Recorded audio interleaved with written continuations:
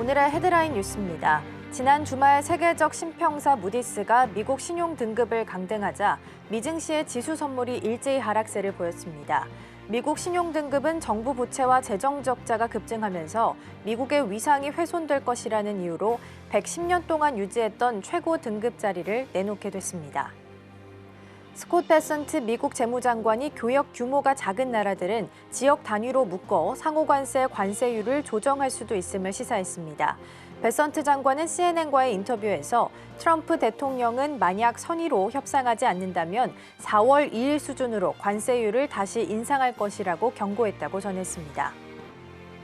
중국이 18일 미국과 유럽연합, 대만, 일본에서 수입되는 엔지니어링 플라스틱 일종인 폴리포름알데히드 공중 합체에 대해 반덤핑 관세를 부과했습니다. 중국 상무부는 지난해 5월 중국 현지 기업들의 요청에 따라 미국, EU, 일본, 대만산 POM 공중 합체에 대한 반덤핑 조사를 시작한 바 있습니다. 지난 몇 년 동안 미국 국채 보유량을 꾸준히 줄여온 중국이 미중 관세 전쟁이 격화하기 이전인 3월에 미 국채 보유 순위 3위로 내려온 것으로 나타났습니다.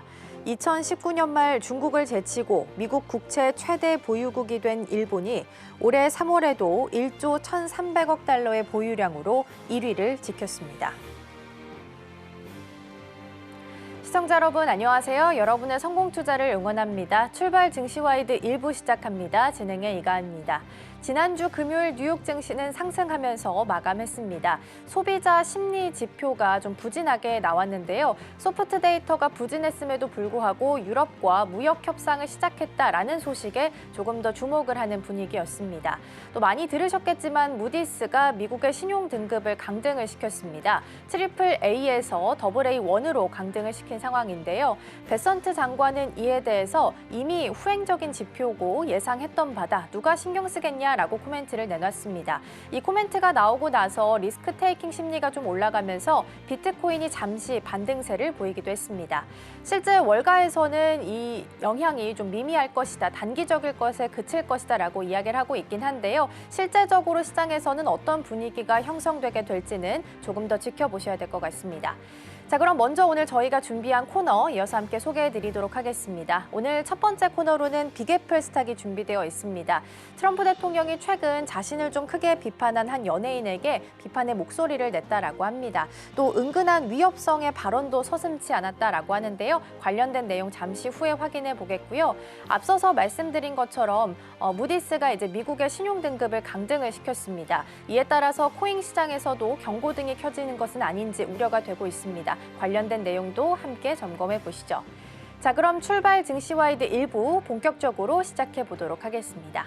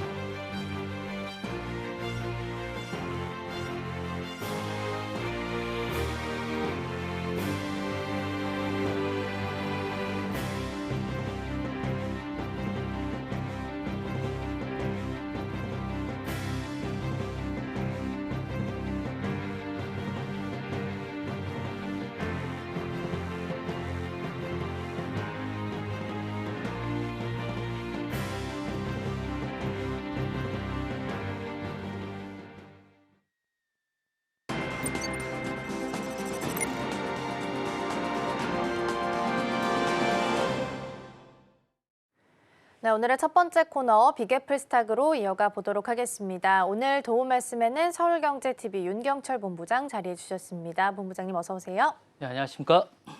네, 한 주를 시작하는 월요일 경제 키워드 6가지 살펴보겠습니다. 먼저 오늘의 첫 번째 키워드 화면을 통해서 만나보시죠. 네, 오늘의 첫 번째 키워드 트럼프 폭발입니다. 중동 순방을 마치고 이제 트럼프 대통령이 귀국길에 오른 상황에서 여러 가지 SNS에 감정이 실린 글을 올리면서 논란이 되고 있습니다. 주요 타겟이 됐던 게 록의 전설 브루스 스프링스턴이었는데요. 트럼프 대통령 그리고 미국 정부에 대해서 좀 안 좋게 비판적인 목소리를 내게 되면서 트럼프 대통령은 SNS에 글을 이 쪼그라든 가수는 입 다물고 미국에 돌아와라라는 좀 격한 글을 좀 쓰기도 했습니다. 이 설전이 시사하는 바는 어떤 것들이 좀 있을까요? 사실 이제 브루스 스프링틴이 이제 영국 맨체스터 공연에서 이제 그렇게 얘기를 했는데 사실 브루스 스프링틴은 어쨌든 그 사실 오바마 대선 캠프라고 민주당 쪽에 어떤 열사 같은 그런 인물입니다. 2021년에도 이제 바이든 취임식 때 참여를 했었고 미국 내에서도 어쨌든 사회적 불평등이나 인종차별이나 뭐 이런 트럼프 정부를 비판하는 약간 그런 인물이다 보니까 이번에도 이제 맨체스터 공연 때 이런 글을 남기고 약간 비판을 했습니다. 그러다 보니까 평소에도 보통 안 좋은 그런 감정을 가지고 있던 트럼프가 이번에도 이제 행정부를 강하게 비판하다 보니까 자신이 뭐 어쨌든 많은 공적을 쌓고 돌아오는 이런 과정에서 자신의 행적을 칭찬해도 그런데 그런 것들에 대해서 칭찬을 못할 망정 비판을 하다 보니까 이런 거에 대해서 이제 공연 때 미국은 지금 부패하고 있다, 무능하다, 반역적인 행정부에 대해서 이제 이런 것들을 막 강하게 비판하다 보니까 너무 화가 나는 거죠.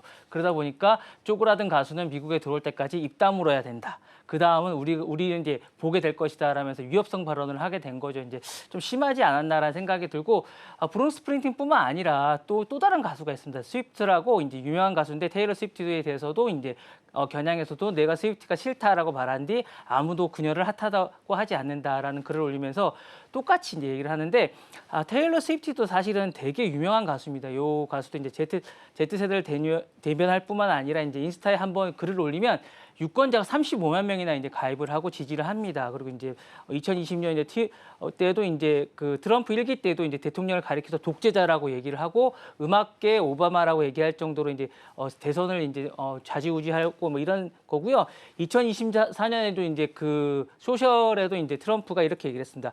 테일러가 이제 바이든을 지지한다면 그녀가 속고 있는 것이다라고 얘기하면서 테일러를 약간 두려워하기도 했었고요. 나는 그녀를 위해서 음악계를 이제 지지하는 약간 그런 서명을 했는데 그녀는 왜 나를 지지하지 않느냐라고 약간 그렇게 얘기하고 있었을 정도로 이제 테일러를 되게 좋아했는데 약간 이제 테일러 스위프트가 자신을 약간 지지했으면 좋겠다라는 생각을 좀 하고 있는데 그녀가 자신의 마음을 몰라준다라고 약간 이렇게 이야기를 할 정도로 테일러 스위프트를 약간 좋아하면서도 왜 그녀가 왜 자신을 좋아하지 않을까 약간 이런 이야기를 좀 할 정도로 약간 이렇게 얘기를 하고 있는데 어찌되었든 간 이번 순방에 자신은 수천억 달러의 규모를 주장하면서 외교 성과를 강조한 직후에 이런 얘기를 계속하고 있기 때문에 어쨌든 문화계 인사하고 계속 부딪히고 있습니다. 그래서 국제 무대에서 유연한 외교의 어쨌든 이미지를 강조하는 것과 달리 국내에서는 다시 한 번 더 강경하고 분열적인 어쨌든 리더십을 드러내고 있는데 사실 왜 이럴까라는 생각이 좀 듭니다. 이제 약간 이제 강경한 이미지를 보여주다가 밖에서는 부드러운 이미지를 계속 보여주는 트럼프가 갑자기 왜 이렇게 돌변하는 것일까라는 생각이 드는데 전문가들은 이런 논란을 두고 트럼프가 다시 한 번 더 정치적 보복을 공공연하게 이제 시사하는 언어 전략을 구사하는 것이다라고 얘기를 하면서 정치 권력자가 표현의 자유를 이제 억제하는 방식은 민주주의 기본 원칙과 이제 충돌할 수 있다라고 이제 지적하고 있습니다. 특히 이제 브루스 스프링틴의 어떻든 오랜 사회적 정의를 이제 시민권에 어쨌든 노래를 한 인물이라는 점에서 이번 발언은 역시 단순한 연예인 비판이라는 그런 보기보다는 어쨌든 이제 지지층 결집을 한번 시도하려는 게 아닌가. 그리고 이제 다시 돌아오면서 약간 그런 것들을 시도하면서 이제 트럼프 대통령이 이러한 어떤 소셜 미디어 활용 방식이라는 것이 어쨌든 내년도에 있던 어떤 중간 선거라든가 이제 돌아오면서 지지층 결집을 하면서 반대 진영과의 어쨌든 거부감을 표시하는 것들이 아닌가라는 생각이 들면서 떨어진 자신의 어쨌든 약간 어떤 그 지지도를 올리기 위한 그런 것이 아닌가라는 생각이 한번 듭니다. 네. 네, SNS를 통해서 좀 격화된 발언을 좀 남기기도 했는데 오히려 이를 통해서 자신의 떨어진 지지도를 높이려는 전략일 수도 있다라는 말씀도 함께 주셨습니다. 그러면 브루스 스프링스틴의 비판을 좀 봤을 때 트럼프 대통령 입장에서도 좀 영향은 피해갈 수가 없을 것 같은데 어떤 영향들이 좀 있을까요? 일단은 자신이 그러니까 즉흥적으로 감정 표현을 했다는 건 이게 약간 자신에게 데미지가 일단 있다라고 좀 생각을 한 것 같아요. 그래서 감정적인 이미지 강화 강화를 해서 강한 대통령을 한번 보여줘야겠다라는 생각이 좀 있는 것 같아요. 그래서 요 발언을 접한 뒤에 감정적인 발언을 한번 보여줬어요. 그러니까 요 부분에 대해서 자신은 죽지 않았다라는 걸 한번 보여준 것 같고요. 그다음에 이제 문화 전쟁의 프레임을 강화해서 이제 진보대 어쨌든 보수에 관한 어떤 프레임을 일단 해서 이제 지지층 강화를 위한 이런 대립을 강화를 일단 한 것 같습니다. 그래서 이 부분에서 보수 지지층의 결속을 강화하는 전략인 것 같습니다. 그래서 이걸 한 것 같고요. 세 번째로는 어쨌든 문화계와 전선을 해서 이 전선 강화를 한 것 같습니다. 그래서 정치적 방어 전략을 한 것 같은 이런 생각이 들고요. 네 번째로는 표현의 자유를 둘러싼 이런 부분을 한 것 같습니다. 그래서 DEI라든가 이런 것들에 대한 많은 것들 그리고 대학과의 갈등이라든가 이런 것들을 하면서 어쨌든 갈등을 해서 정치적 논쟁을 끌어들이는 촉매제 역할을 좀 하고 있는 것 같습니다. 이런 것들을 해서 이 프레임을 통해 트럼프는 스스로 미국 자체가 자신이라는 것들을 상징화하는 게 아닌가라는 생각을 해서 나를 공격하는 것은 어쨌거나 자신을 공격하는 미국을 공격하는 거라는 이런 프레임을 만드는 게 아닌가라는 생각이 들면서 이 자체를 강화하면서 어쨌든 정치적 입지를 강화하는 자체를 어떤 토대를 마련하는 그런 것 같은 그런 생각이 듭니다. 그래서 이 자체를 계속 강화하지 않을까라는 생각이 듭니다. 네, 나를 공격하는 멘트는 곧 미국 자체를 공격하는 것과 동일시하게 만들므로써 지지도도 높이고 강한 대통령의 이미지를 만들기 위해서 이러한 글을 남겼을 수 있다라는 말씀 주셨습니다. 첫 번째 키워드 살펴봤고요. 두 번째로 넘어가 보시죠. 네, 오늘의 두 번째 키워드는 86-47 보도록 하겠습니다. 트럼프 대통령이 전 FBI 국장 인스타그램 게시물에 대해서 비판과 새로운 조사를 지시를 했다라고 합니다. 인스타그램에 올렸던 사진과 글 때문이었는데 지금 숫자 86-47 이 키워드가 지금 인스타그램 게시물에 있었고요. 추가적으로 있었던 설명은 해변에서 발견한 멋진 조개 배열이라는 글이었습니다.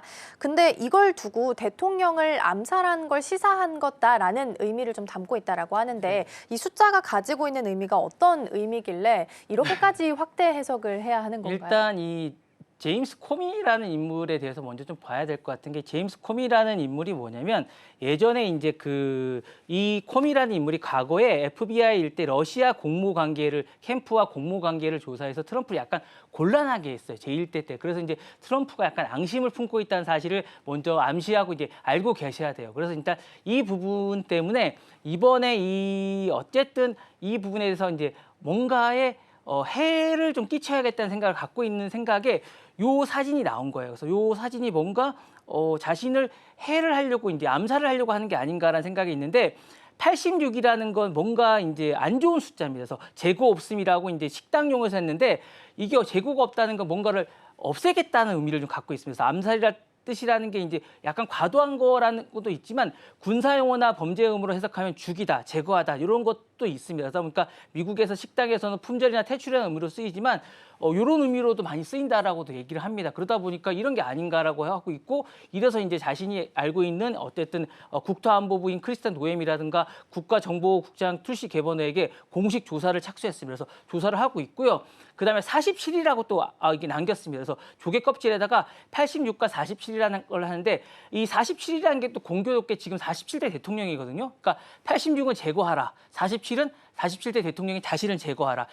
이렇게 또 맞아 떨어지는 거예요. 그래서 자신을 제거하라는 걸로 이제 해석이 되는 거예요. 그래서 그러다 보니까 요거를 제거하라는 게 아닌가라고 이제 공식적으로 뭔가에 누군가에게 메시지를 남긴 거라고 이제 생각을 하는 거죠. 그래서 이 부분에 대해서 이제 딱 맞아 떨어지는 거예요. 이제 누군가에게 지시했다는 겁니다. 그래서 인스타그램을 통해서 그러다 보니까 트럼프 쪽에서는 이렇게 얘기하는데 이제 이 전 코미 국장은 절대 아니라고 이제 부정을 하고 있지만 이 부분에 대해서 이제 삭제를 했습니다. 이 부분이 이제 문제가 되니까 그러면서 이제 일부가 그 숫자를 폭력적으로 해석할지도 몰랐다. 코미 국장은 나는 폭력에 반대한다고 해석을 했지만 트럼프 진영은 이 부분에 대해서 전혀 이제 그 부분에 대해서 진정할 기미가 없습니다. 그러니까 툴시 게버 국장은 코미는 평생 마피아 수사를 해온 인물로서 86주에 대한 숫자를 누구보다 잘 알고 있다. 그는 암살 신호를 보냈다라고 얘기하면서 우리는 계속 수사를 할 것이며 이걸 계속하고 있다라고 했고 트럼프는 이거에 대해서 그는 더러운 경찰이다, 반역자라고 얘기하면서 계속 수사를 하겠다라고 얘기했는데 좀 지켜봐야겠지만 제가 볼 때는 이 수사를 벗어나기 쉽지 않을 거라는 생각이 좀 듭니다. 네. 네, 8647 이렇게 정리를 좀 해보면 47대 대통령을 86이라는 의미 자체가 죽인다, 제거한다라는 의미가 있어서 8647을 놓고 본다면 대통령에 대한 암살을 시사한 것일 수도 있다라고 해석을 하고 있는 것 같습니다. 근데 트럼프 대통령이 인스타그램 게시물을 좀 보면서 사실 어떻게 보면 좀 예민한 반응을 좀 보인 것 같거든요. 이런 반응을 보인 이유도 궁금하고 앞으로 그럼 워싱턴에 있어서 경제적인 정가에 있어서는 어떤 파장을 좀 미치게 될까요? 말씀하신 대로 제가 보기에도 약간 이게 좀 약간 예민한 것 같아요. 약간 이게 정적 제거를 명분화한 게 좀 아닌가라는 생각이 좀 듭니다. 왜냐하면 코미를 약간 끌어내기 위한 정치적 수싸움이 아닌가라는 생각이 들고 아까도 좀 말씀드린 것처럼 코미는 트럼프에게 있어서 러시아 스캔들 1기 때 러시아 스캔들 수사를 했고 FBI 내에서도 반 트럼프의 인물들을 이제 정적을 제거한 상징적인 인물입니다. 그러다 보니까 이 게시물은 이제 트럼프 대통령이 정적을 정치적으로 재수사할 명분을 갖게 된 아주 좋은 어떤 그 사진입니다. 그러다 보니까 코미가 해변에서 우연히 본 조개 껍질을 해명했지만 트럼프 측은 이를 명백히 암시나 이제 성동으로 재구성을 한 것이죠. 이제 그래서 이제 트럼프는 이 사건을 보복 정치나 이제 정당한 장치로 활용하고 있는 게 아닌가라는 생각이 들고 만약에 이게 이제 정치적인 어떤 상징물로 이제 만약에 이게 해서 이제 만약에 코미가 제거가 된다면 향후 정치는 정관이 이렇게 되면 이제 정치 보복이나 시즌 2의 신호탄이 될 가능성이 있고요. 단지 코미 개인이 어쨌든 문제로 끝나지 않을 것 같은 생각이 듭니다. 그래서 트럼프가 이제 대통령직에 어쨌든 이게 돼서 계속 이게 될 경우에는 과거 정권이나 뭐 이런 경우에 정치적 보복이 이런 게 계속되지 않을까라는 생각이 들고 그렇게 되면 이제 표현의 자유나 정치적 해석이 계속될 것 같은 생각이 들고 향후에 누가 이걸 SNS나 뭔가 올릴 수 있을 것 같아요. 뭘 올리게 되면 실용적인 결과가 될 것 같고 계속 자기 검열이 되지 않을까라는 생각이 들고 트럼프의 순교적 서사나 선거 전략이 계속 가속화되지 않을까라는 생각이 계속되면서 누구나 이제 어떤 뭔가 계속 자기 검열을 하게 되고 뭔가 숨기게 되지 않을까라는 생각이 듭니다. 네. 네, 그렇죠. 이 SNS를 가지고 논란이 좀 벌어지게 된다면 어떤 글을 올릴 때도 한 번 더 생각하고 신중하게 행동할 수밖에 없겠죠. 그렇다면 당연히 좀 사용하는 이 사람 입장에서는 자유를 뺏기는 형국으로 갈 수밖에 없을 것 같다라는 생각도 들기도 합니다. 자, 두 번째 키워드까지 살펴봤고요. 이어서 세 번째로 넘어가 보도록 하겠습니다. 네, 다음 키워드로는 도지 감시 보겠습니다. 미국 연방정부의 예산 감시를 놓고 일론 머스크가 이끌고 있는 도지와 독립감시기관인 GAO 사이에서 힘겨루기를 하고 있다라고 합니다. 그런데 GAO는 독립감시기관이기 때문에 머스크가 지금 관련해서 조사를 하겠다라고 이야기했을 때 우리는 입법부 소속이기 때문에 이런 명령이나 조사 요청에 응할 법적 의무가 없다라고 하면서 강하게 거절을 한 상태인데요. 일단 힘겨루기가 좀 이루어지고 있는 것 같은데 이런 상황을 어떻게 해석을 좀 해보면 좋을까요? 사실은 이제 그 전에 없던 일이 일어나고 있는 거라고 보아야 될 것 같아요. 이제 감시 권력이 누가 감시하는가라는 감시의 감시가 시작된 게 아닌가라는 생각이 들고 일론 머스크가 실질적으로 주도권을 쥐고 있는 행정산하의 이제 도지가 의회 소속의 감시기관인 가오라고 하죠. 이를 감사하겠다라고 이제 나선 것은 사실상 이제 입법부의 감시권에 대한 행정부의 개입선이라고 할 수 있을 것 같습니다. 이제 이거는 사실상 이제 감시 권력 위에 감시 권력을 세우겠다는 것으로 이제 근본적으로 상권 분립에 대한 이제 경계선을 허물고 감시 구조를 이제 어쨌든 뒤집는 시도라고 할 수 있는데 요거에 대한 시사점이 이런 것 같아요. 이제 정부 권력 내에 감시자와 감시받는 자의 역할이 혼재되고 있어서 약간 혼란이 오고 있는 게 아닌가라는 생각이 들고 감시의 위계가 정치적 논쟁과 권력 투쟁의 중심에 떠오르고 있다는 걸 시사하고 있는 게 아닌가라는 생각이 듭니다. 그래서 도지와 가오의 충돌은 정당성의 경쟁이 이제 시작된 게 아닌가라는 생각이 좀 듭니다. 그래서 가오는 이제 1921년에 창설된 어쨌든 직속의 초정당적 감시기구인데 갑자기 이제 미국의 어쨌든 이 도지가 생기면서 미국의 연방이나 예산이나 행정기관의 적법성의 비효율의 어쨌든 그런 감시였습니다.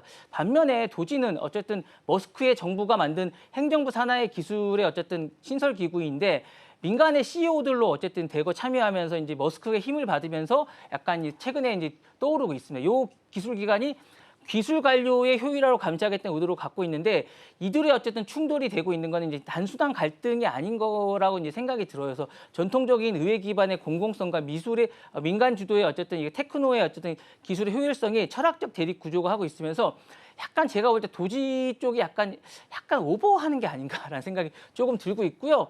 이 부분이 어쨌든 약간 문제가 좀 생기면서 여러 가지 문제가 좀 생기고 있는 것 같고요. 상권 분립이 붕괴가 되고 있는 게 분명한 것 같습니다. 그래서 약간 신정부의 혁신이 실험이 되고 있지만 약간 요게 이제 약간 도지에서 약간 무리하게 뭐가 하고 있는 게 아닌가라는 생각이 들고 있어서 비판을 좀 받고 있습니다. 그러면서 이제 가오 쪽은 약간 명백히 입법부 소속이고 헌법상의 행정부가 이 기관을 통제하거나 조사할 권력이 없습니다. 그러면서 이제 하지만 도지가 이를 무시하고 감찰을 요구하는 건 단순한 어쨌든 행정 효율을 넘어서 권력의 재배치 시도라는 생각이 좀 들고 있고 머스크식의 어쨌든 정부 혁신은 약간 어쨌든 권력 구조의 타파라든가 기술이 어쨌든 의회 결정을 하고 있는데 이거 책임이 없으면서 이런 걸 하고 있다는 건 뭔가 변화를 하면서 자신들을 방어하고 있는 게 아닌가라는 생각이 듭니다. 여러 가지로 이제 자신들이 이제 근료적인 부정적인 권력의 무력화가 있으면서 자신들의 이제 부정함을 약간 뭔가 대변하거나 먼저 선제적인 공격을 하기 위한 게 아닌가라는 생각이 들고 있고요.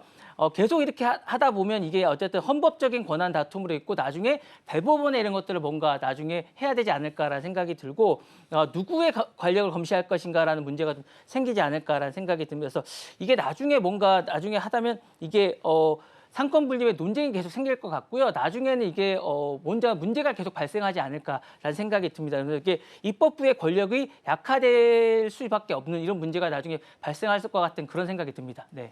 네, 어떻게 보면 감시의 감시가 시작된 거다라는 말씀 주셨고요. 삼권 분립에 있어서도 붕괴의 시작일 수도 있다라는 말씀도 함께 주셨습니다.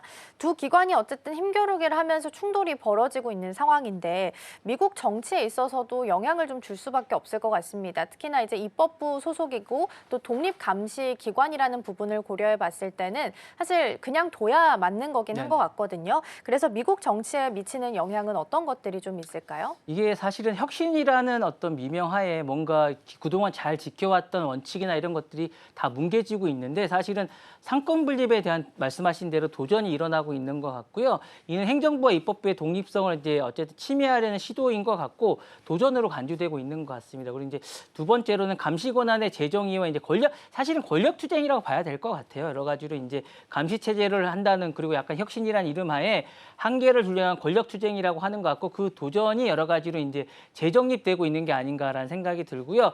독립기관의 자율성이 약간 위협받고 있습니다. 어쨌든 이게 뭔가 돈을 많이 쓴다는 이유로 이게 뭔가 개입을 하고 있는 건데 이런 게 어쨌든 자율성이 위협받고 있고 중립성이나 독립성을 유지하는 노력에 도전으로 비춰지고 있습니다. 이게 뭔가 이 도전이 어쨌든 뭔가 위협을 받으면서 뭔가 문제가 되고 있는 그런 것 같고요. 이 과정에서 정치적 갈등과 법적 대응이 격화되고 있습니다. 어쨌든 이런 게 계속하면서 연방법원이 개입을 하게 되고 법적 대응이 계속 격화되지 않을까라는 생각이 들면서 향후에 이러면서 원칙이라든가 감시 권한이라든가 자율성이 재논의가 촉발되지 않을까라는 생각이 들면서 이러면서 향후에 운영 방식에 중대한 영향을 미칠 것 같은 그런 생각이 듭니다. 네. 네, 삼권 분립이 좀 잘 지켜져야 될 텐데 이 충돌로 인해서 붕괴가 좀 될 수 있다라는 부분을 짚어주신 것 같습니다.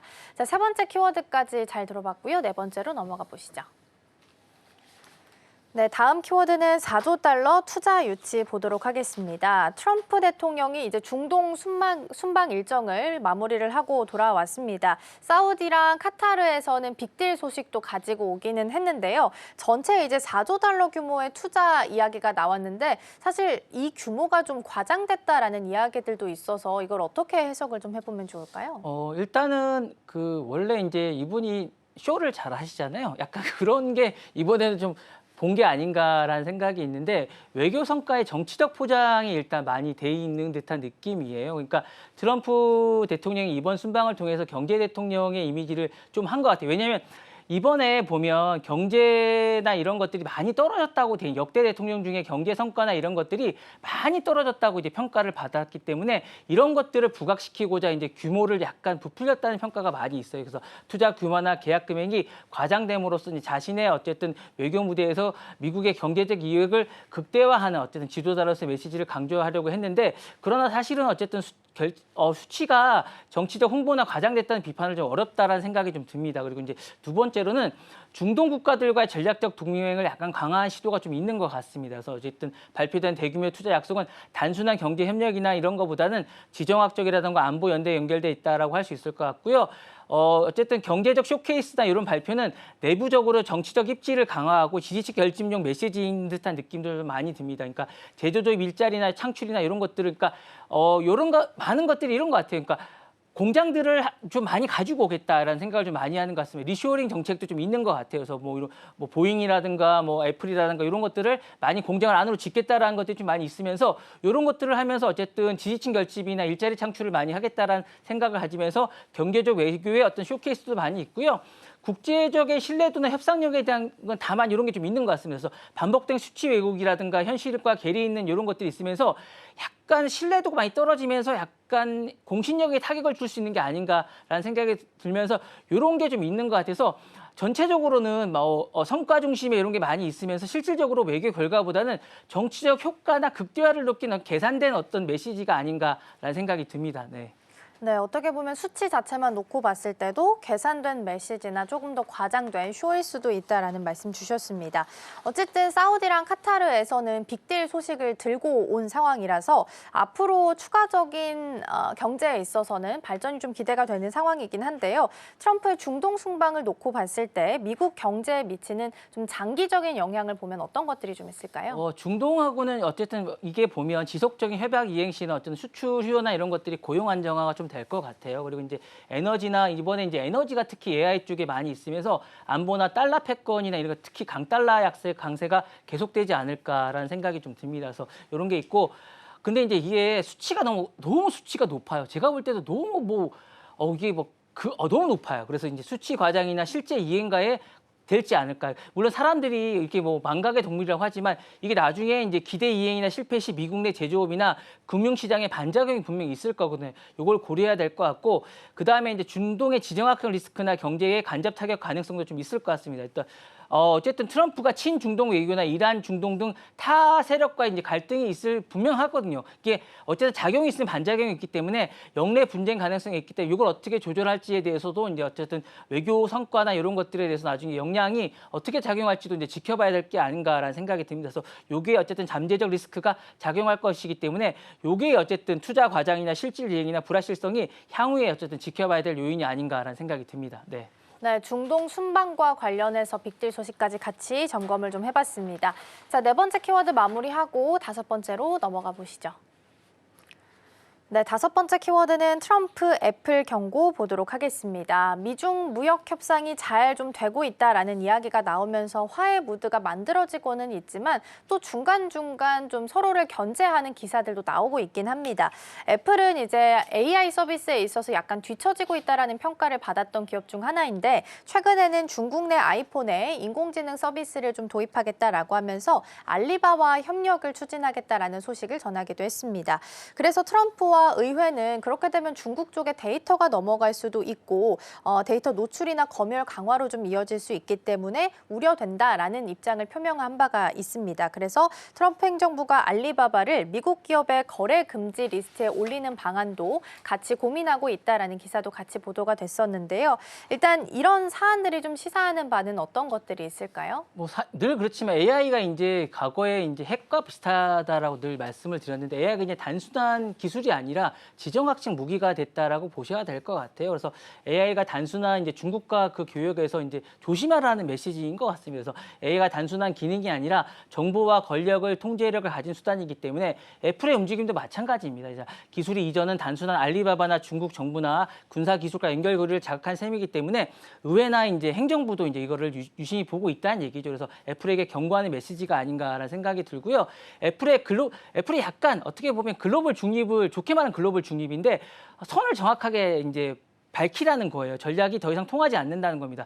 애플은 그동안 중국 시장을 핵심 매출처로 삼으면서 정치적으로는 미국 정부의 압력에 균형을 맞추는 동시에 중립적으로는 이제 글로벌 기업으로서 이제 전략을 유지해 왔는데 이번 AI 어쨌든 계약은 미국 기업이 이제 중국의 군 기술에 기여하는 결과로 이어질 수 있다는 판단이 든 것 같습니다. 그래서 애플조차도 이제 중국 편이냐 미국 편이냐에 대해서 아빠 편이냐 엄마 편이냐 이제 정확하게 하라는 거죠. 이렇게 해야 되는데 이게 중립 전략을 협력을 더 이상 하지 말라는 겁니다. 미국 쪽에서는. 그래서 애플은 공급망이나 기술 파트너나 데이터 구조면에서 미중 갈등의 압력에 노출되어 있기 때문에 이 편에서 어느 편에 서야 되느냐에 더해서 이제 미국이 정확하게 노선을 정하라고 하는 게 아닌가라는 생각이 들고요. 알리바바 제휴는 사실 중국 AI 생태계의 강화로 직결되는데 애플이 사실 미국에서 계속 중국에서 계속 고전한 이유 중에 하나는 AI거든요. 그래서 AI 쪽에서 이제 중국에서는 이거 AI를 자체적으로 하는 걸 인정하지 않습니다. 그래서 어쨌거나 이제 알리바바든 텐센트든 어디나 손을 잡아야 되는데 이 부분에 대해서 이제 그 애플이 고민을 하고 있는 부분이라서 이제 알리바바랑 손을 잡았는데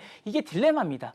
이 딜레마를 어쨌든 알리바바 해결해 주겠다는 건데 미국이 이걸 하지 말라는 건 정말 뭔가 고민을 하고 있는데 이 부분에 이제 반발하고 있는 이유인데 이걸 어떻게나 알리바바 해결해 주겠다는 건데 이게 미국이 하지 말라는 건 정말 이게 딜레마인데 어쨌든 단순히 애플 기기에 AI 탑재하는 것이 아니라 이 과정에서 알리바바의 인공지능 역량이 강화되고 나아가서 이제 중국 전체의 AI 기술 자립과 이제 군민 간의 어쨌든 기술 강화로 이어질 수 있다는 게 이제 미국 정부의 고민이고 이번 제휴로 인해서 민간 기업의 계약이 아니라 이제 간주되고 있기 때문에 어쨌거나 이 부분에 대해서 뭔가 해결을 해줘야 되는 부분이 있기 때문에 이 부분에 대해서 어떻게 해야 될지에 대한 고민이 있기 때문에 이 부분에 대한 것도 이제 해결을 해야 되는데 이제 두 마리 토끼를 어떻게 잡을지에는 해결책이 좀 있어야 되는데 이거에 대한 고민이 있지 않을까라는 생각이 들고요.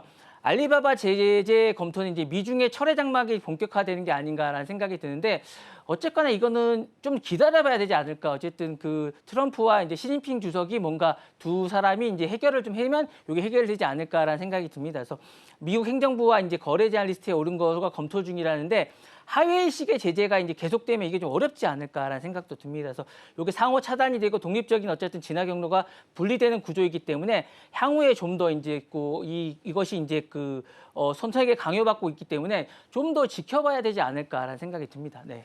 네, 트럼프 행정부 입장에서는 애플한테 미국과 중국 중에서 어느 나라를 선택할지 확실하게 정해라. 노선을 미국 쪽에 좀 서라라고 좀 어떻게 보면 강요하는 모습도 나타나고 있다라는 말씀을 좀 주셨는데요. 미국과 중국 사이의 갈등은 계속이 되고 있습니다. 물론 무역 협상이 어느 정도 화해 무드라고는 하지만 아직까지 좀 구체적으로 나온 바가 없기 때문에 여전히 좀 갈등을 보이고 있는 상황이라고 가정했을 때 애플의 중국 시장 전략에 있어서는 어떤 영향을 좀 끼치게 될까요? 네. 이게 애플이 이제 중국 내 소비자 전략이 양면 압박에 놓인 게 아닌가라는 생각이 듭니다. 애플은 이제 중국에서 이제 프리미엄 브랜드로 위상이 좀 있고 아이폰이다가 맥 웨어러블 꾸준히 수요가 있는데 이게 사실은 AI 쪽에서 약간 힘듦이 있기 때문에 이제 미중 갈등이 격화되면서 중국 정부는 자국 기업에 대한 애플 소비를 이제 이런 부분에 대한 애국 소비를 장려하고 있는데 미국은 또 이런 부분에 경계를 하고 있기 때문에 결과적으로 양국에서 이제 샌드위치 압박이 좀 있는 이런 딜레마가 있습니다. 그래서 알고리즘에 이궁항인데 해결책이 없는 상황입니다. 그래서 이 부분에 대한 어쨌든 해결책을 본인이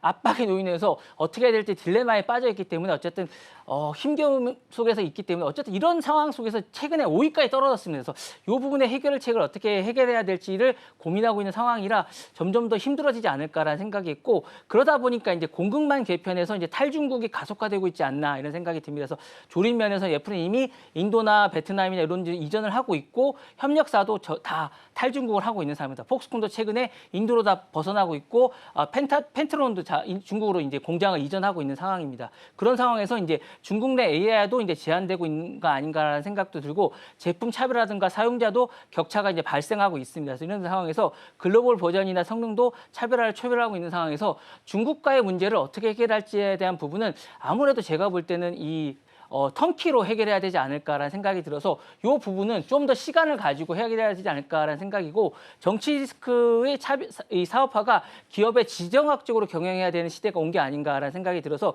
이 부분을 외교학적으로 풀어야 되지 않을까라는 생각이 듭니다. 네. 네, 알겠습니다. 그리고 어제 있었던 트럼프 대통령의 코멘트를 좀 봤을 때는 애플 팀 쿡 CEO가 이제 인도에서 생산량을 늘리는 거에 대해서도 나는 반대한다라는 부정적인 코멘트를 줬습니다. 미국에서 생산을 전환하라라는 촉구하는 멘트도 있었으니까 이 부분도 참고해 보시면 좋겠습니다. 자, 그럼 5번째 키워드 마무리하고 6번째로 넘어가 보시죠. 네, 여섯 번째 키워드 AI 쓸수록 전기세 오른다 살펴보겠습니다.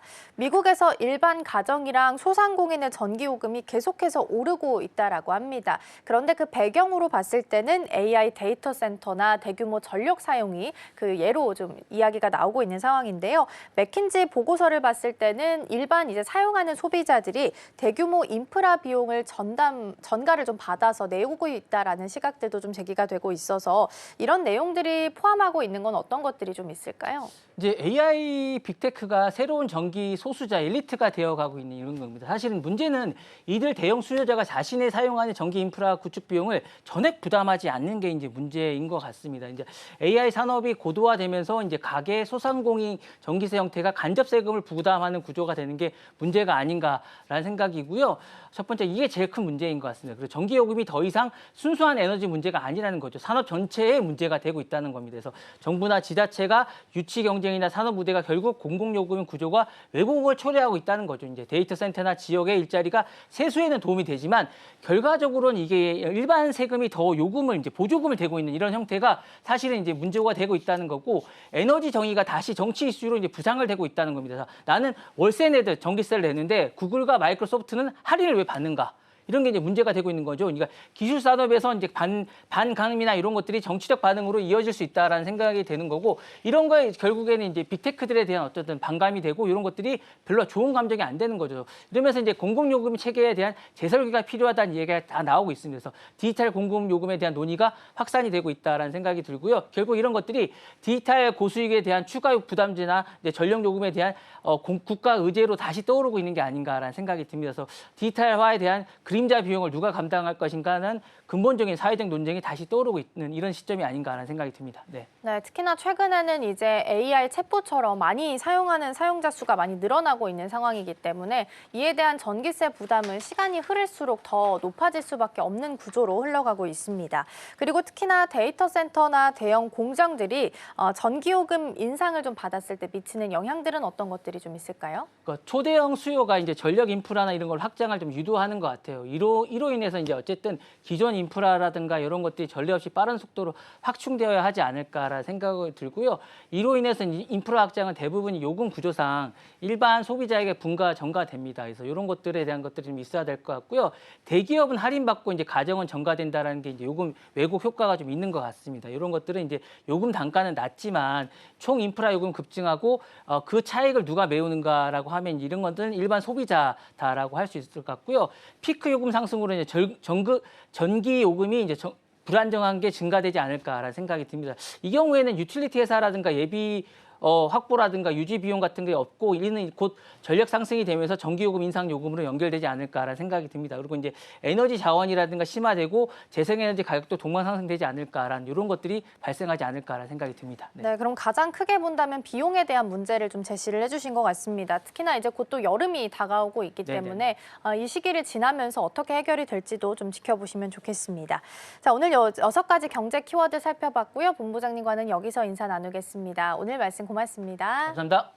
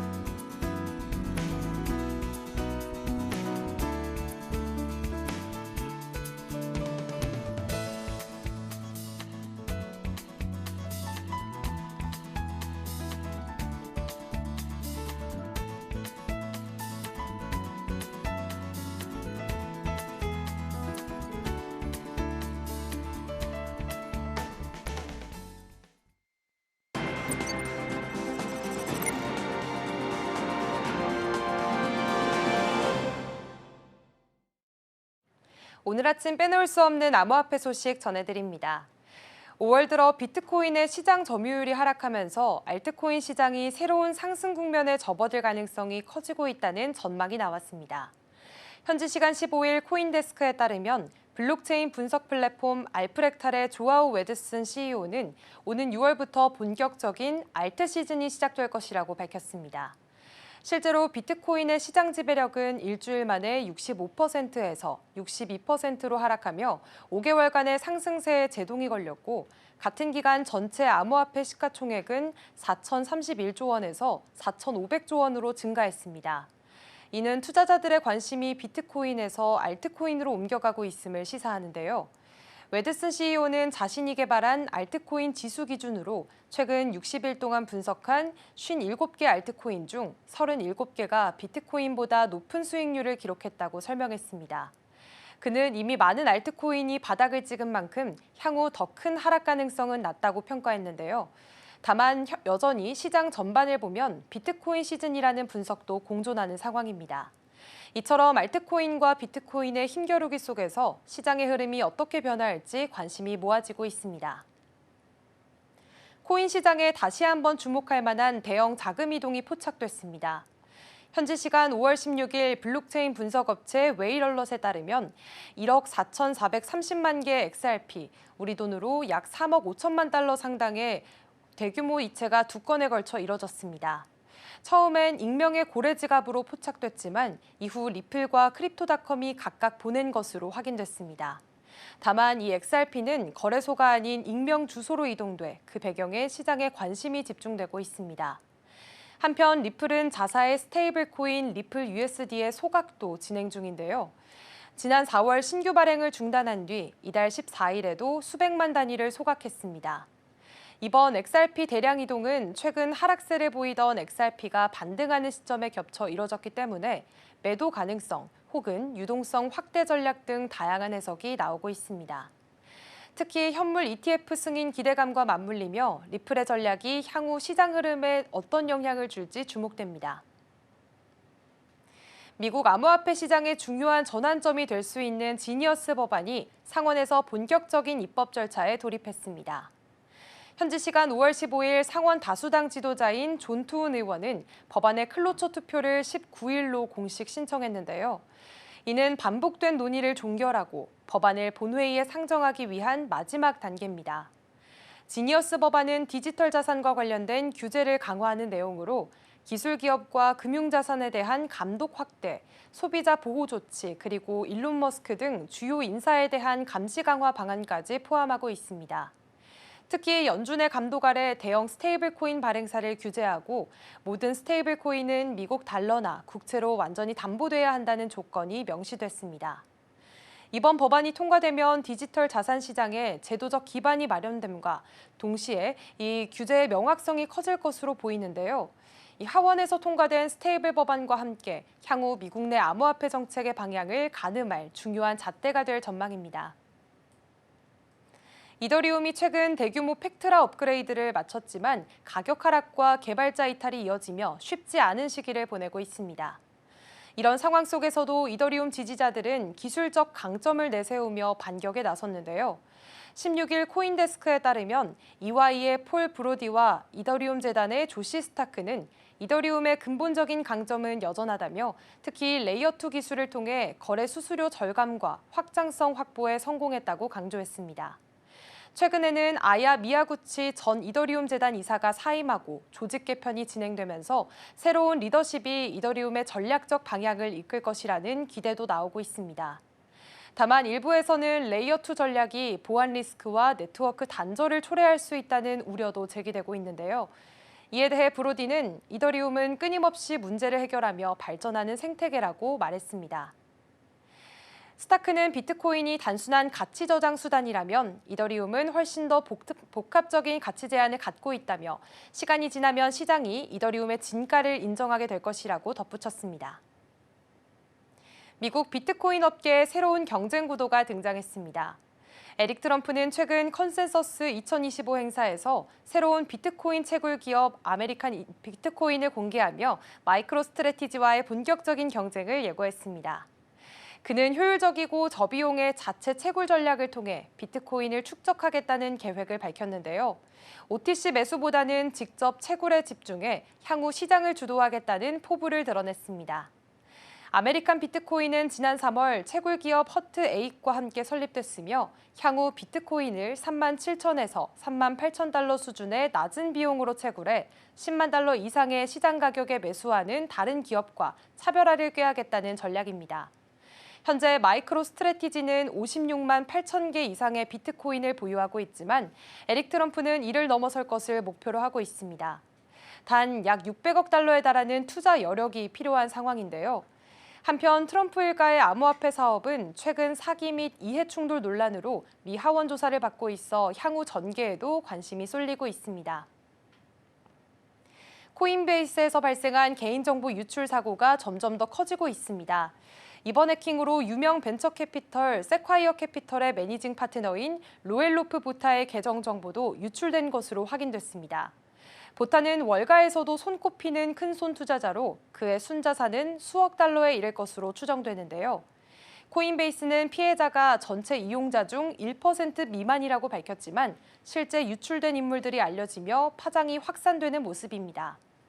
이번 사고는 코인베이스 고객 지원 직원 일부가 사이버 범죄자들에 매수되면서 발생했는데요.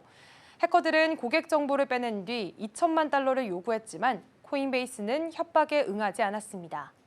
한편 블룸버그는 유사한 방식의 공격이 바이낸스와 크라켄 등 다른 거래소 사용자도 겨냥했을 수 있다고 보도했습니다. 앞으로 추가 피해 여부에 관심이 집중되고 있습니다.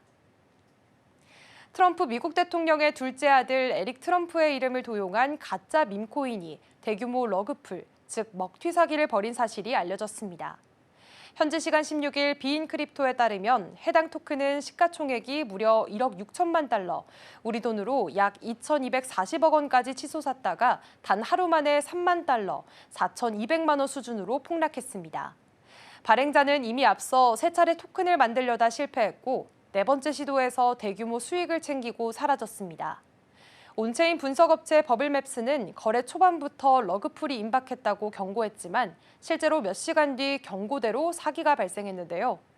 해당 토큰의 대부분이 극소수 지갑에 몰려 있었고 이는 발행자가 언제든지 현금화 후 잠적할 수 있는 구조였습니다.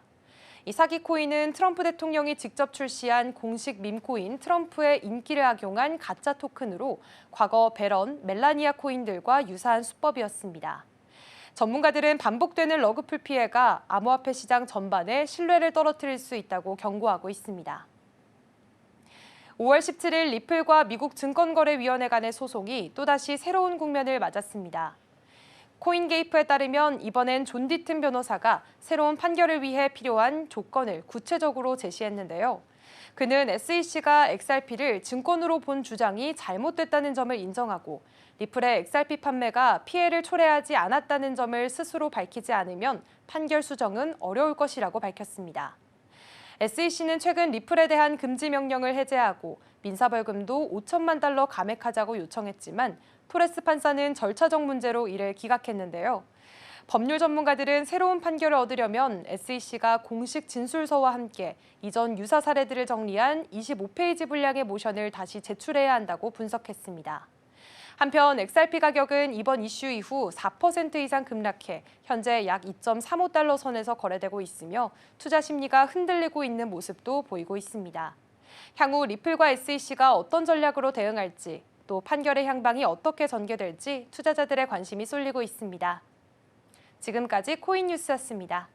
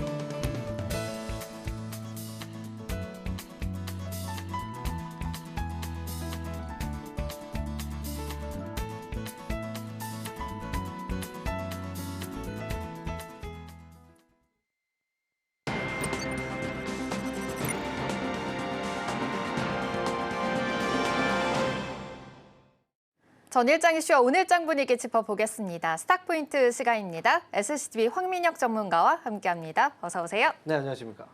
네, 일단 주말 사이 정말 많은 이슈가 있었습니다. 일단 이 글로벌 신용평가사 무디스가 미국의 신용 등급을 강등을 했습니다. 트리플 A에서 더블 A1으로 지금 강등이 된 상황인데요. 미국 부채 증가에 대한 우려가 또 이유가 되겠습니다. 뉴욕 증시에서 어떻게 받아들여질지 봐야 되겠는데 일단은 우리 시장이 먼저 출발을 하게 됩니다. 오늘 시장 분위기 함께 살펴보도록 하겠습니다. 코스피가 그래도 5주 연속으로 상승하는 흐름이 연속으로 이어지고 있습니다. 지난주 금요일에는요, 코스피가 이 외국인과 기관에서 매수세가 또 꽤 많이 들어왔거든요. 그래서 어느 정도는 좀 상승 랠리가 이어지고 있다라고도 볼 수 있겠는데 오늘 이러한 소식으로 인해서 오늘 출발 어떻게 예측하고 있는지도 궁금합니다. 네. 외국인들의 매수가 최근에 들어왔다는 건 좋은 현상이죠. 그러니까요. 다만 외국인들의 매수가 들어왔다는 건 아무래도 원달러 환율이 하락세를 보여줬기 때문에 가능했던 거고요. 네. 하지만 무디스에서 신용평가 등급을 최고에서 하향 조정했다는 건 반드시 이건 악재라고 볼 수밖에 없어요. 미국 자체적으로 봤을 때는 악재라는 건 당연한 사실이고요. 이렇게 신용평가 등급이 하락하게 된다면 이제 문제가 발생되는데 그 문제 중에 하나가 바로 이 국채 금리가 또 올라간다는 겁니다. 네. 국채 금리가 또 올라가고 거기에 따라서 이런 현상들이 발생하면 당연히 사람들은 공포감을 느끼게 되고요. 그러다 보면 안전자산 쪽으로 자금들이 이동할 수밖에 없어요. 대표적인 안전자산은 달러입니다. 그렇기 때문에 달러 쪽으로 자금들이 이동한다면 다시금 원달러 환율이 하락해서 상승으로 바뀔 수가 있죠. 원달러 환율이 다시 상승으로 움직이게 된다면 들어왔던 외국인들의 수급도 또 빠져나갈 수밖에 없어요. 그렇기 때문에 미국 증시보다 우리나라 증시가 먼저 이제 출발하는데요. 현재 미국 증시는 지난 금요일 날 상승이었습니다. 하지만 국내 증시의 경우에는 먼저 이 무디스 신용평가 등급이 하락이 됐다라는 건 악재로 먼저 받아들일 수밖에 없고요. 그래서 아침에 출발할 때는 일단 하락으로 출발을 예상이 된다라고 볼 수가 있습니다. 국내 증시의 경우에는 뭐 악재들이 분명히 좀 있는 가운데서 좀 하락이 좀 나오긴 하겠지만요. 하지만 이로 인해서 큰 폭의 하락이라든지 뭐 이렇게 나오기는 어렵다라고 생각이 들어요. 하박은 이제 하락이 나오긴 하겠지만요. 큰 하락보다는 처음에 하락 출발했다가 낙폭 좀 줄여가는 정도의 수준은 나와줄 수 있다. 왜냐하면 신용평가 등급이 강등됐지만 이 부정적인 등급이 아니라 이제 뭐 긍정적으로 바뀌었거든요. 어쨌든 등급이 강등됐다는 소식은 국내 증시 초반 분위기에는 좀 악영향을 줄 수 있지만 그렇다고 해서 이걸로 인해서 주가가 빠지면서 계속 떨어질 거다라고 보진 않으셨으면 좋겠습니다. 네, 지금 아무래도 이러한 공포감을 좀 면치 못할 것이다라는 이야기 해주셨는데 지금 예측가로는 코스피가 0.3% 하락 출발, 코스닥에서도 0.58% 하락 출발 예상하고 있습니다. 이 점 참고하셔서 출발 상황 지켜보셔야 될 것 같습니다. 원달러 환율이 다시 상승으로 움직이게 된다면 외국인들이 다시금 빠져나갈 수 있다라는 우려도 제시해 주셨는데 그래도 하락은 출발했지만 낙폭을 조금은 줄여갈 수 있다라는 관점도 제시해 주셨으니까 이 점도 참고해 보시면 좋을 것 같습니다. 지금 월화에 미국에서는 IT 행사들이 지금 이 개최가 될 예정입니다. 마이크로소프트와 또 구글에서 이런 빅테크 기업들 AI를 주제로 지금 행사가 개최될 예정이다라고 이 보도들이 나오고 있는데 사실 지난주 금요일에도 SK하이닉스가 2% 급등하고 있고 또 한미 반도체도 또 11% 또 상승하는 흐름 이어졌습니다. 오늘도 이런 IT 기업들의 이런 개최로 인해서 또 반도체 기업들 좀 주가 상승의 여력 좀 기대해봐도 괜찮을까요? 만약에 무디스에서 이 신용평가 등급 하락이 없었다면 네. 오늘 좀 기대를 해볼 수가 있었어요. 미국에서도 기술주의 반등이 좀 있었거든요. 그래서 이번 같은 경우에는 마이크로소프트, 그다음에 구글, 그리고 델까지 그리고 컴퓨텍스 행사도 있거든요. 여기에서 가장 중요한 건 이제 바로 AI라는 겁니다. AI 쪽이 가장 이제 큰 주제고요. 이를 통해서 앞으로 어떻게 발전할 거고 지금 우리는 이런 성과를 내고 있다라는 걸 이제 뽐내는 자리이기도 해요. 그래서 AI 쪽에 대한 관심 그리고 국내 같은 경우에도 최근에 이 정책주로서 AI 쪽이 굉장히 좀 중요하다라고 이야기도 많이 나왔던 만큼 AI 관련주들이 관심을 많이 받고 있는데 오늘 아침 분위기에서는 이 종목들이 바로 이제 살아나기 좀 어렵지만 어쨌든 오늘 뭐 시장이 지나고 나서는 점점 이런 행사들에 대해서 하루 만에 끝나는 행사는 아니거든요. 그렇기 때문에 행사가 진행되고 있는 과정에서 오늘장 뭐 후반부라든지 또는 내일장이라든지 이렇게 해서 시장이 올라가는 분위기에 맞춰서 또 반응이 나올 수 있으니까요.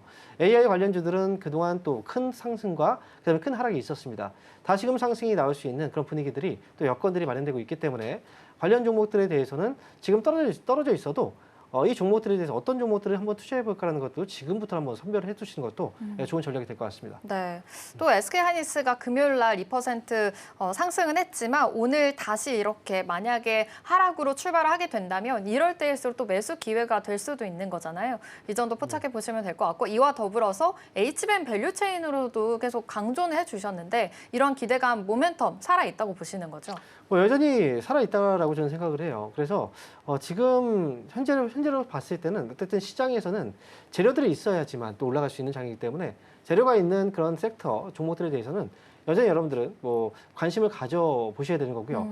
재료가 없는 종목들이 좀 떨어졌어요. 그런 종목들은 지금 당분간은 단기적인 반등들이 계속해서 이어지는 장이기 때문에 이와 관련해서 종목들에 대해서는 반드시 어떤 뭐 이슈라든지 재료들이 있는 종목들 쪽으로 당분간은 접근하시는 게 좋겠다 이렇게 말씀드립니다. 네, 좋습니다. 이쪽으로도 모멘텀 계속 살아있는 상황이니까 이 정도 체크해 보시면 좋을 것 같고요.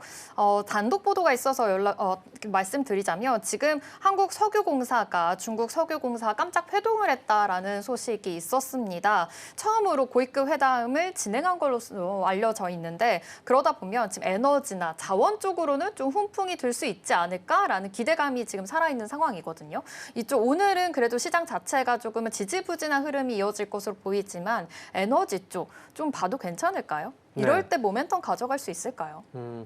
지금 중국 그 석유공사 쪽에 이제 고위급 간부죠. 이제 사장하고 직접 만난 건 이번이 처음이거든요. 네. 과거에 만나고 싶었지만 만날 수 있는 기회가 없었어요. 근데 이번에 이제 만남이 있었고요.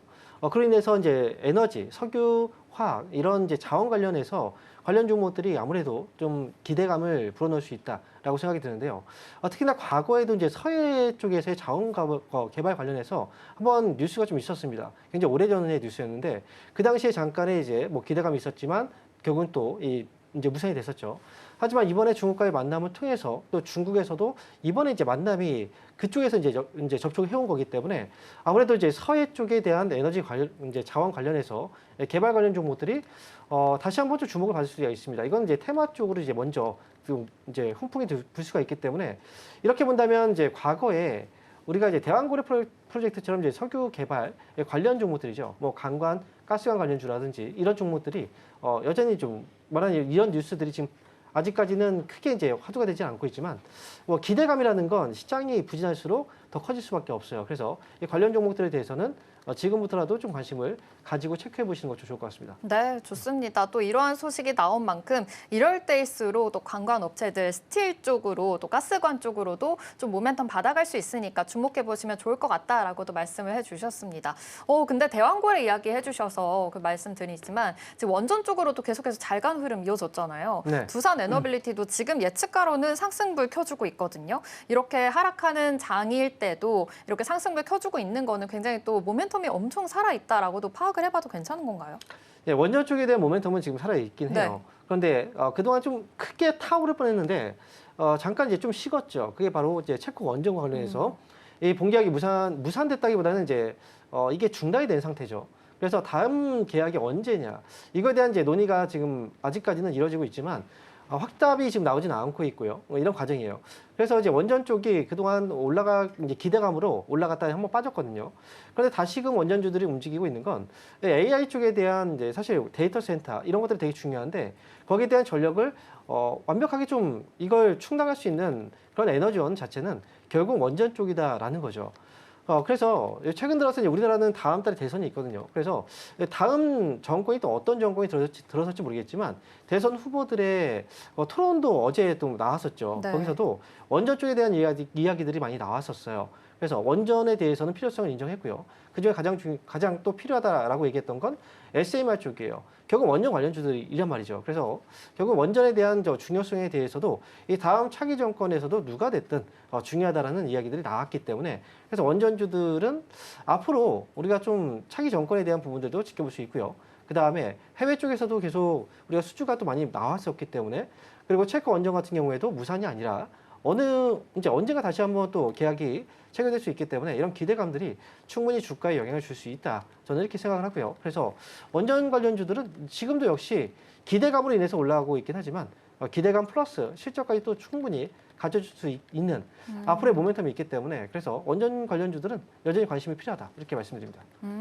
원전에 대한 기대감 계속 살아있는 상황인 거고 실적 발표까지 실적에 대한 모멘텀도 받쳐줄 수 있는 상황이기 때문에 이 점도 참고해 보시면 좋을 것 같습니다. 그리고 원전 에너지 관련해서 얘기하고 있으니까 지금 태양광 에너지가 또 굉장히 잘 가고 있잖아요. 지금 네. 하나솔루션도 지난 전거래엔 4% 가까이 또 상승한 흐름 가졌는데 태양광 쪽, 에너지 쪽 괜찮을까요?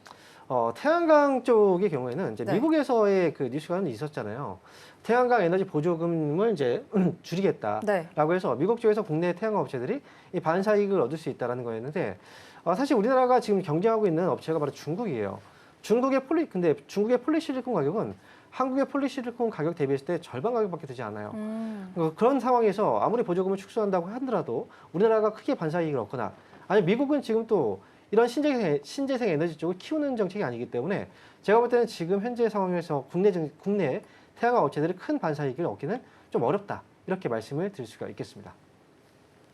네, 그럼 우리 시장 본격적으로 출발해 보도록 하겠습니다.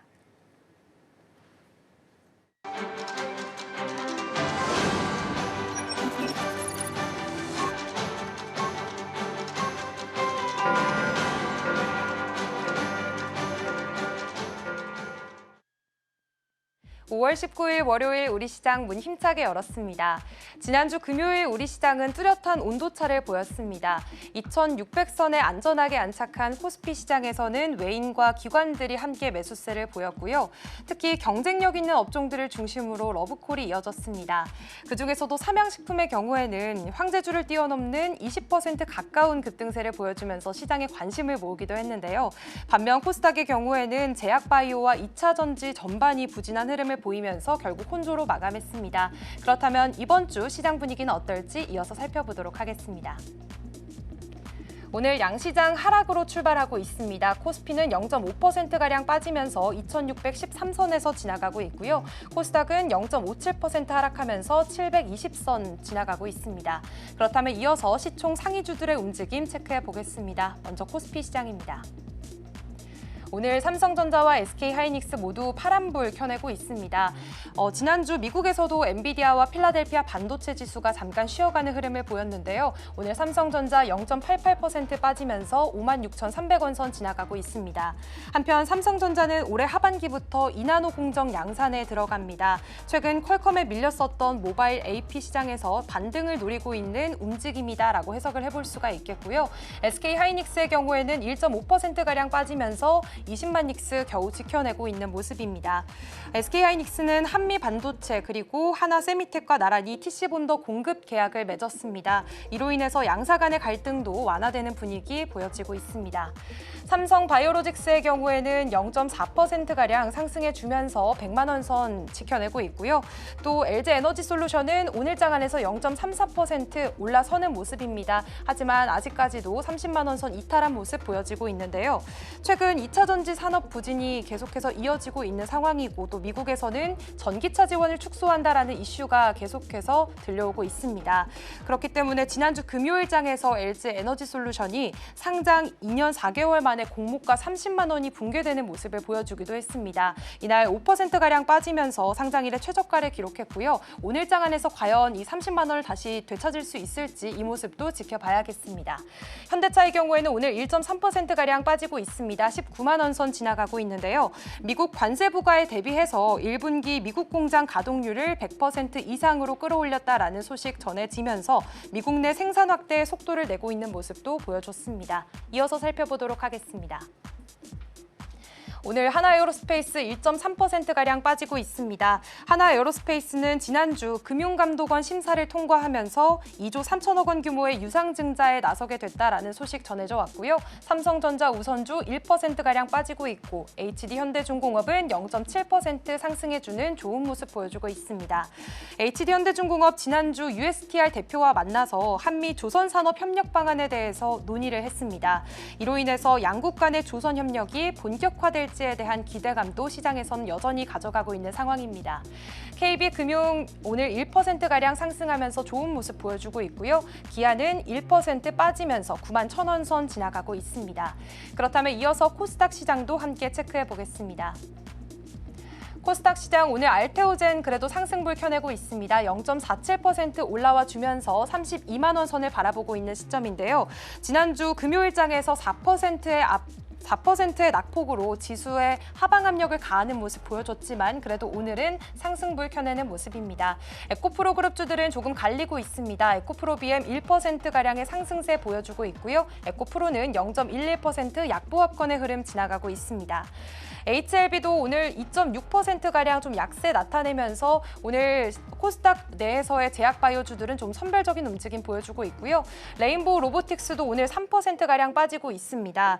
지난주 로봇주들은 대체적으로 좋은 모습을 보여줬지만 금요일장에서는 일부 선별적인 흐름을 보여주기도 했는데 지난주 금요일장에서 레인보우 로보틱스 1.5%가량 빠졌지만 오늘장에서도 추가 하락분 가져가고 있습니다. 이어서 살펴보도록 하겠습니다. 네, 현재 펩트론 2.88% 좀 급등세 보여주고 있고요. 20만 원 선 돌파한 모습도 포착이 되고 있습니다. 지난주 금요일장에서도 5%가 넘는 좋은 상승세 보여줬는데 오늘도 함께 상승해가는 모습 확인해 볼 수가 있겠습니다. 미용 의료기기단에서는 조금 엇갈린 모습 보여지고 있습니다. 휴젤은 보합권, 파마리서치는 0.36% 하락, 클래시스는 지난주장에서 7%가량 빠졌습니다. 오늘장 안에서는 0.83% 저가 매수세가 들어오는 모습 보여지고 있는데요. 지난주에 이 클래시스의 최대 주주인 베인캐피탈이 보유 지분 일부를 블록딜로 처분했다라는 소식 전해지면서 하락했지만 오늘장 안에서 빨간불 켜내고 있습니다. 리가켄바이오는 하락하고 있습니다. 지금까지 시장 상황 전해드렸습니다. 네, 5월 19일 월요일장 우리 시장 개장했습니다. 지금 코스피가 0.37%, 코스닥도 0.68% 하락 출발하고 있는데요. 외국인과 기관 매도 우위 양 시장에서 보여지고 있습니다. 그래도 사실 우리 시장 좀 우려했던 것보다는 낙폭이 크게 많진 않은 것 같습니다. 오늘 우리 시장 분위기 어떻게 보고 계실까요? 네, 오늘 일단은 하락으로 출발했어요. 그래서 네. 하락 출발은 저희가 이제 장시작 개장 전에 이야기를 했었죠. 하락 출발이 예상된다. 하지만 이제 낙폭이 좀 크지 않을 거라고도 예상을 했었고요. 그 부분들도 역시 시장에 좀 반영이 되고 있는 것 같습니다. 일단 미국 증시가 올랐거든요. 지난 금요일 날. 국내 증시의 경우에는 이런 분위기를 월요일 날 좀 탔어야 되는 부분도 있지만 하지만 그런 부분들을 전혀 타지 못했고 하락으로 먼저 출발했고요. 그리고 원달러 환율의 그 반등폭이 아직은 크진 않아요. 네. 그래서 지금 이제 미국이 그동안 이 국가의 부채라든지 재정 적자에 대한 부분들 충분히 많이 이야기가 있었고요.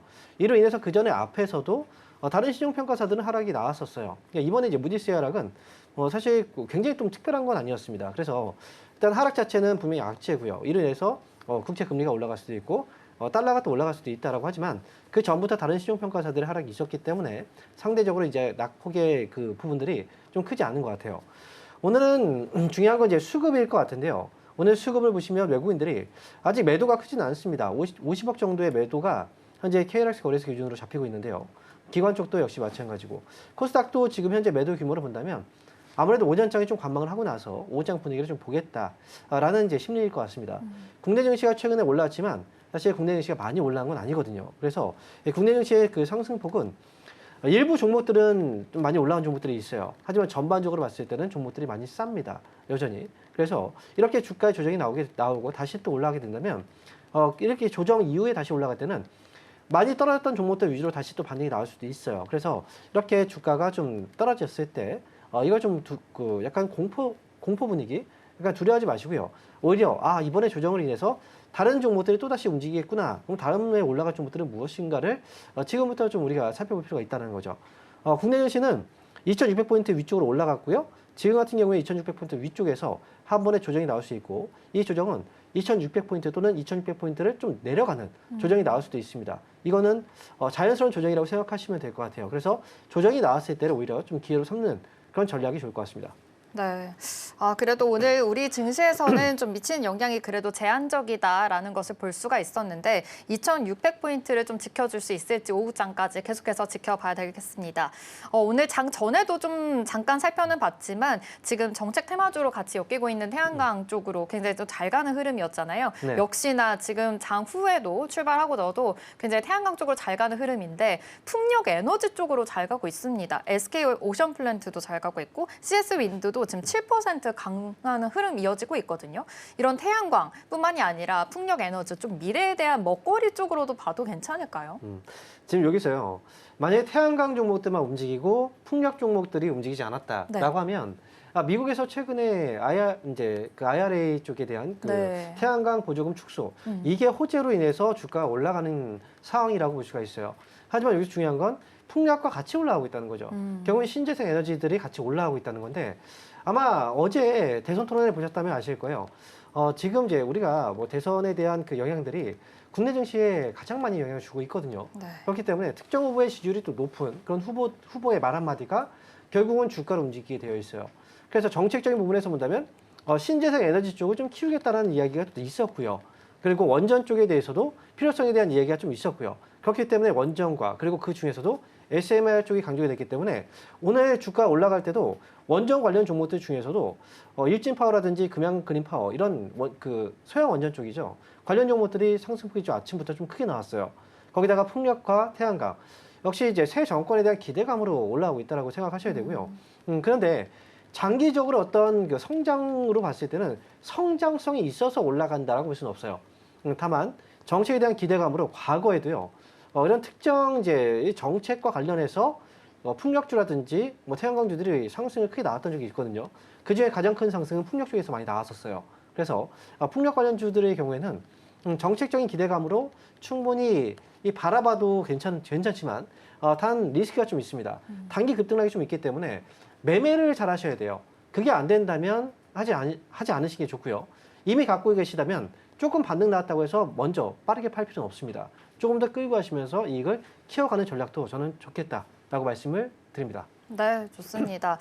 지금 태양광이랑 풍력 같이 가고 있다는 거는 신재생 에너지 쪽으로는 동반적으로 좀 긍정적인 모멘텀이 있다라고도 해석을 해볼 수가 있는데 성장성보다는 새 정권에 대한 기대감이 더 큰 상황이다라는 점까지 포착을 해보시면 좋을 것 같습니다. 그렇다면 지난 금요일에 되게 못 갔었던 그 알테오젠 있죠. 알테오젠이 굉장히 또 많이 빠졌었는데 지금 실적도 큰 폭으로 증가한 상황입니다. 하지만 이 제약 바이오 쪽으로는 지금 좀 지지부진한 흐름이 이어지고 있고 리스크도 있는 상황이기 때문에 좀 쉬어가는 흐름인 걸까요? 근데 오늘 다시 반등을 해주고 있습니다. 그래도 모멘텀 놓치지 않고 바라봐도 괜찮을지도 궁금해요. 일단 지금 제약주 같은 경우에는 큰 이제 그 문제가 좀 네. 있었죠. 그러니까 미국에서 어떤 약가 인하를 한다라고 얘기했고요. 그 다음에 이제 의약품 가격에 대한 또 이 관세를 아직까지 매기지 않았는데요.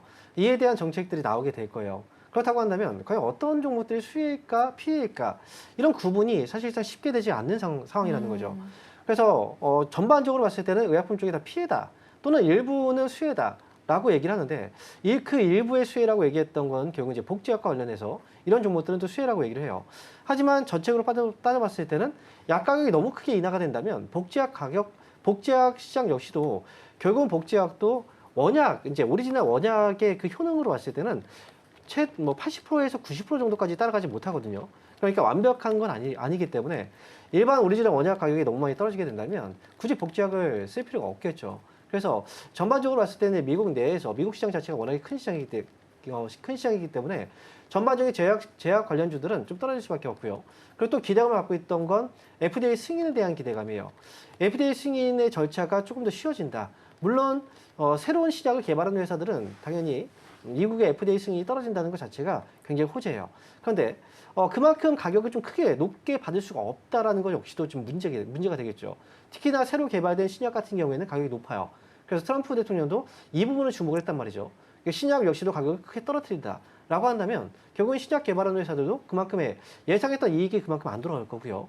그리고 가격 자체가 다 떨어지기 때문에 전반적인 그 제약 바이오 쪽에 대해서는 지금으로서는 악재일 수밖에 없고요. 그래서 만약에 투자를 하신다면 관세 정책이 발표되고 나서 그 다음에 아마 플러스 마이너스가 좀 나올 거예요. 그래서 그 안에서도 이쪽이 좀 수혜인지 아닌지 이런 것들이 결정이 될 거고 그 전에 무조건 악재다라고 해서 떨어졌던 이 하락폭에 대한 부분들도 어느 정도의 보상의 반등이 좀 나올 겁니다. 그래서 지금은 아직까지 확실하게 정해지지 않은 상태에서 무분별하게 많이 떨어졌으니까 좀 접근해볼까?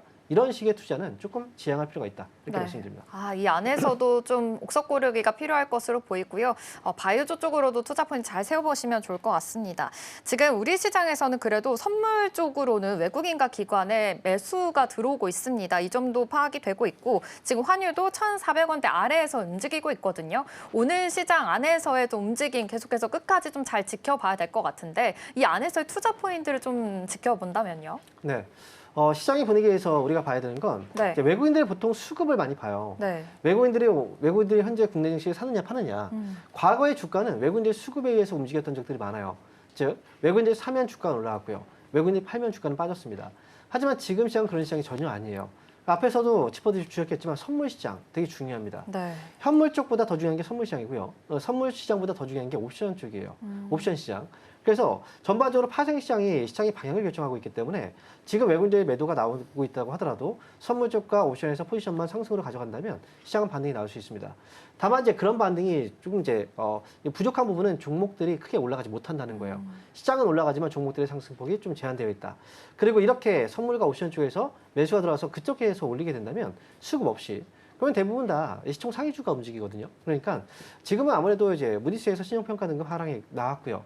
만약에 원달러 환율이 또 올라가게 된다면 안전자산 쪽으로 자금이 몰린다. 그러면 결국은 이제 시장이 올라간다라는 어떤 관점하에서 놓고 봤을 때는 대형주 쪽으로 포지션을 잡고 보시는 게 지금으로서는 좀 더 안전하다. 이렇게 말씀을 드릴 수가 있겠습니다. 네, 지금 선물 시장 안에서의 이런 매수라는 점 좀 중요하다라고도 말씀해 주셨고 그래도 안전하게 투자하기 위해서는 대형주 쪽이 좋지 않을까라는 긍정적인 신호까지 주셨습니다. 오늘 시장 끝까지 잘 투자 포인트 세워보시면 좋을 것 같습니다. 스탁 포인트는 여기서 마무리하도록 할게요. SCTV 황민혁 전문가와 함께했습니다. 고맙습니다. 네, 감사합니다.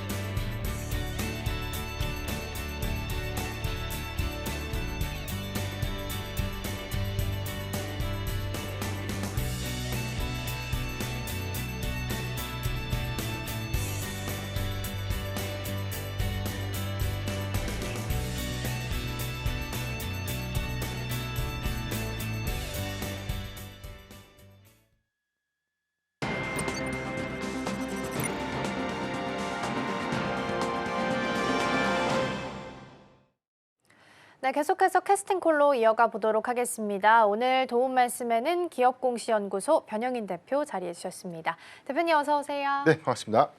네, 주말을 보내고 오늘 월요일장 문을 열었습니다. 그런데 오늘 양시장은 약보합 수준에서 출발을 하고 있고요. 외국인 투자자가 선물에서는 플러스는 찍혀 있긴 합니다만 그래도 현물 쪽에서는 좀 빼고 있는 분위기가 점점 나타나고 있어서 일단 전반적으로 개장 분위기 해석은 어떻게 좀 해보면 좋을까요? 네, 일단 미국 증시가 금요일에도 견조한 흐름을 좀 보였는데 장 마감 후에 발표됐던 무디스의 신용등급 강등 여파가 사실 오늘 시초에 일부 좀 영향으로 좀 작용을 했는데 이런 부분들에 관련된 영향도를 조금 더 주목을 좀 해봐야 될 것 같아요.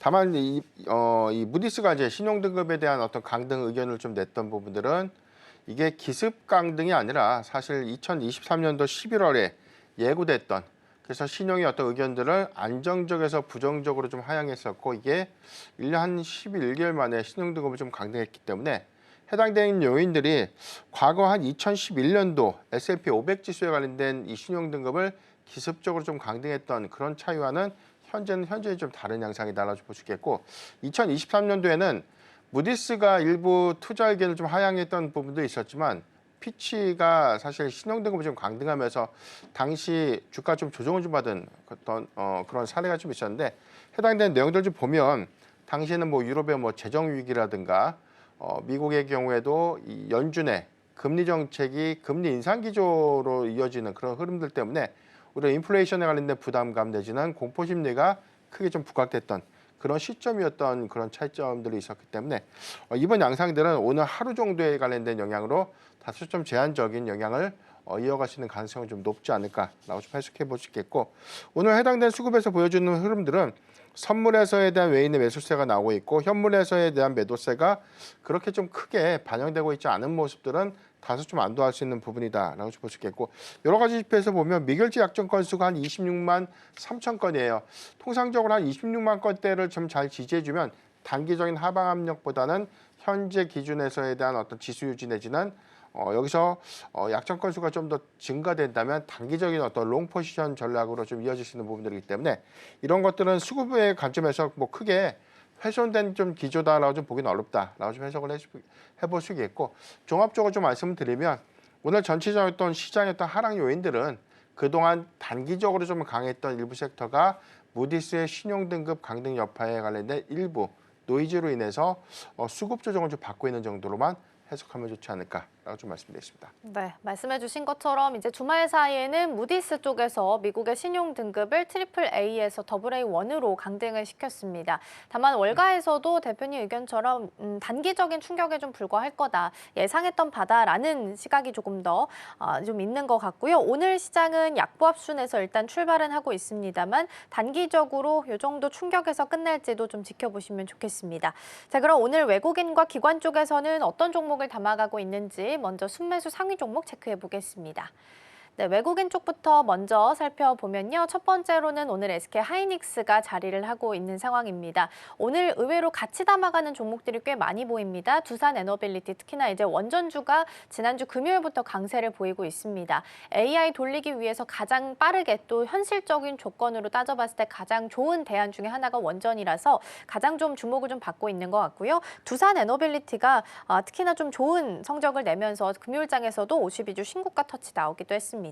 그리고 3위 삼양식품도 금요일장을 빛냈던 종목 중 하나기도 했습니다. 실적이 너무 잘 나오면서 이제 황제주 넘어서서 120만 원대까지 터치가 나오기도 했습니다. 오늘도 사실 쉬어갈까 싶었는데 개장했을 때는 추가적인 상승을 좀 이어가다가 윗꼬리가 좀 달리면서 지금은 약보합 수준에서 움직임 음봉으로 체크되고 있습니다. 그리고 한미반도체와 한화세미텍 간에 관련된 이슈도 있었으니까 잠시 후에 함께 확인해 보겠습니다. 자, 그럼 대표님, 우리 한미 반도체부터 먼저 좀 체크를 해보면 좋을 것 같거든요. SK 하이닉스가 16일자로 한미 반도체랑 하나세미텍에 같이 이제 발주를 넣었습니다. 한미가 428억 원, 한화가 이제 세금 미포함했을 때가 385억 원 정도라서 세금 포함하면 거의 금액 비슷하게 양쪽에다 다 지금 발주를 넣은 것으로 확인이 되거든요. 그럼 이제 TC본더 장비를 두고서 두 종목이 굉장히 엎치락뒤치락 했었는데 이 장비를 두고서는 이 두 종목 어떤 포커스를 잡고 좀 투자 전략을 세우면 좋을까요? 네, 이원화 정책은 어느 정도 좀 예고가 좀 된 것이기 때문에 시장에서 어떤 이 바라보는 뷰는 사실 한미반도체가 SK하이닉스에 독점적으로 좀 공급했던 TC본더 장비가 하나비전의 공급으로 인해서 이런 이원화 정책들이 전반적인 어떤 매출 훼손 내지는 이익의 훼손 기조로 좀 이어지지 않을까라는 우려감들이 과도하게 좀 주가에 악재로 좀 작용을 했었고요. 이후에 뭐 벌어졌던 사태들은 뭐 우리가 좀 충분히 좀 인식할 만한 그런 노이즈가 좀 됐지만 이 부분이 좀 정확하게 좀 봉합이 되었다라고 좀 보기까지는 조금 더 좀 체크는 좀 필요하지 않을까라고 볼 수 있는데 일단 오늘 한미반도체가 6%대 하락을 좀 하고 있습니다. 이런 원인들은 사실 공동 발주 관점에서 이원화 정책은 어느 정도 좀 예상됐던 부분들이지만 실제 금액이 한미반도체에 더 많은 비중을 좀 실어줄 것이다라는 어떤 예상보다는 좀 다르게 인식됐던 부분들이 오히려 하나비전으로 하여금 거의 뭐 동등한 수준의 발주가 이어졌다는 점들은 한미반도체 입장에서는 이전의 어떤 사례와 좀 대비해 봤을 때 좀 이게 사실 뭐 긍정적인 어떤 부분으로 판단할 수 있는 부분보다는 다소 좀 노이즈가 좀 될 수 있는 부분들의 연장선상이 좀 되지 않을까라고 볼 수가 있겠습니다. 대체적으로 한미반도체가 SK하이닉스의 전반적인 공급 비중을 좀 감안했을 때 이원화 정책을 한다고 하더라도 전체 매출, 전체 총 발주량이 한 7대 3 정도, 한 70% 정도를 한미 반도체가 당분간은 좀 더 끌고 가지 않을까라는 그런 전망들이 우세했지만 실질적으로 지금 한화 비전과 한미 반도체가 거의 동등한 수준의 발주가 좀 이어졌던 부분들은 추후에도 동일한 양상으로 이어진다면 한미 반도체의 SK하이닉스에 관련된 어떤 비중들은 다소 좀 감소될 수 있는 그 폭은 더 크지 않을까라고 좀 우려될 수 있는 부분들이기 때문에 해당되는 향후의 어떤 추가 발주 여부에 관련된 어떤 매출 연동 효과 이런 것들도 계속해서 좀 주시를 좀 해봐야 되지 않을까라고 좀 판단하고 있습니다. 네, 그렇군요. 이게 저는 이제 SK하이닉스가 사이좋게 발주를 넣어줘서 오히려 좀 평화롭게 해결되지 않을까라고 봤었는데 그게 아니라 한미반도체랑 SK하이닉스가 그동안 오랫동안 쌓아왔던 우정을 생각한다면 한미반도체에 좀 더 많이 주지 않았을까라고 생각했다는 포인트를 말씀을 좀 주셨습니다. 그래서 그런지 오늘 주가도 엇갈리긴 하네요. 하나 비전으로 하나 세미텍 대신 좀 보면은 강보합 수준이고요. 한미반도체는 한 5%에서 6%대 낙폭을 보입니다. 특히나 좀 윗골이 달리면서 음봉으로 그림 그려지고 있다라는 부분도 함께 체크를 좀 해보시면 좋을 것 같습니다. 그리고 이제 삼양식품도 좀 살펴보겠습니다. 일단은 금요일장에서 120만 원 터치가 살짝 나왔다가 마무리를 지었고요. 삼양식품 개장했을 때 살짝 좀 오름세 보였다가 지금은 다시 약보합으로 좀 떨어졌습니다. 117만 원 선에서 거래가 지금 되고 있는데요.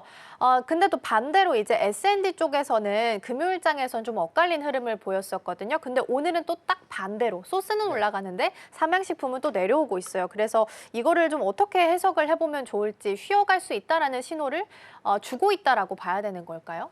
네, 일단 뭐 지난주 금요일의 상승의 경우에는 1분기 호실적에 관련된 어떤 영향이 가장 좀 크게 나타나졌다라고 볼 수가 있겠고요.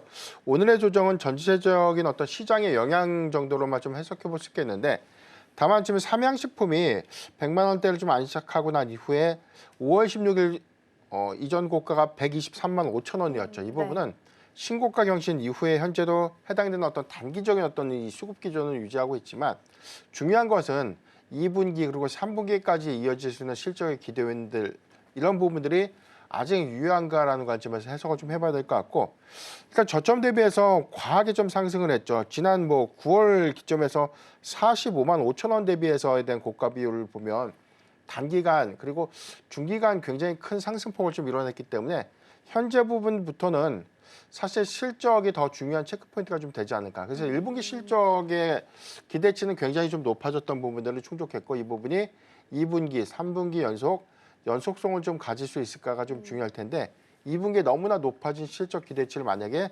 충족하지 못한다면 어닝미스가 추가적인 어떤 주가에 조정이 좀 빌미가 좀 될 수 있는 부분들이기 때문에 이런 부분들 좀 주시를 좀 해봐야 될 것 같고요. 삼양식품이 단기적으로 좀 상승했던 배경들은 MSCI 관련된 편입 기대감도 일부 좀 반영이 됐지만 두 번째는 7월로 예정되고 있는 밀양 2공장 증설 투자 효과가 본격화되는 그래서 3분기의 실적 추정치의 기대 요인들이 있는데 초기 가동률이 한 50% 정도를 좀 상향돼 준다면 전체적으로 연간 기여될 수 있는 매출액은 1,000억 정도가 더 증가가 됩니다.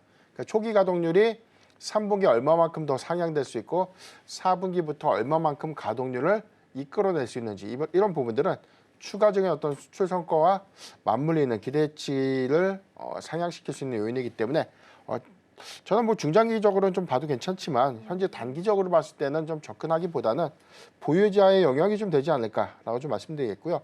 보유자 영역이라면 지금 한 104만 4천 원대가 좀 크게 이탈하지 않는다면 계속해서 실적 기조에 관련된 기대감 내지는 증설 투자 효과에 관련된 기대감 조금 더 가져가도 괜찮지 않을까라고 좀 보여드리겠습니다. 네, 그렇죠. 5월 16일에 갭을 띄우면서 출발을 했기 때문에 갭을 메우는 과정도 일단은 좀 단기적으로는 필요해 보이긴 합니다.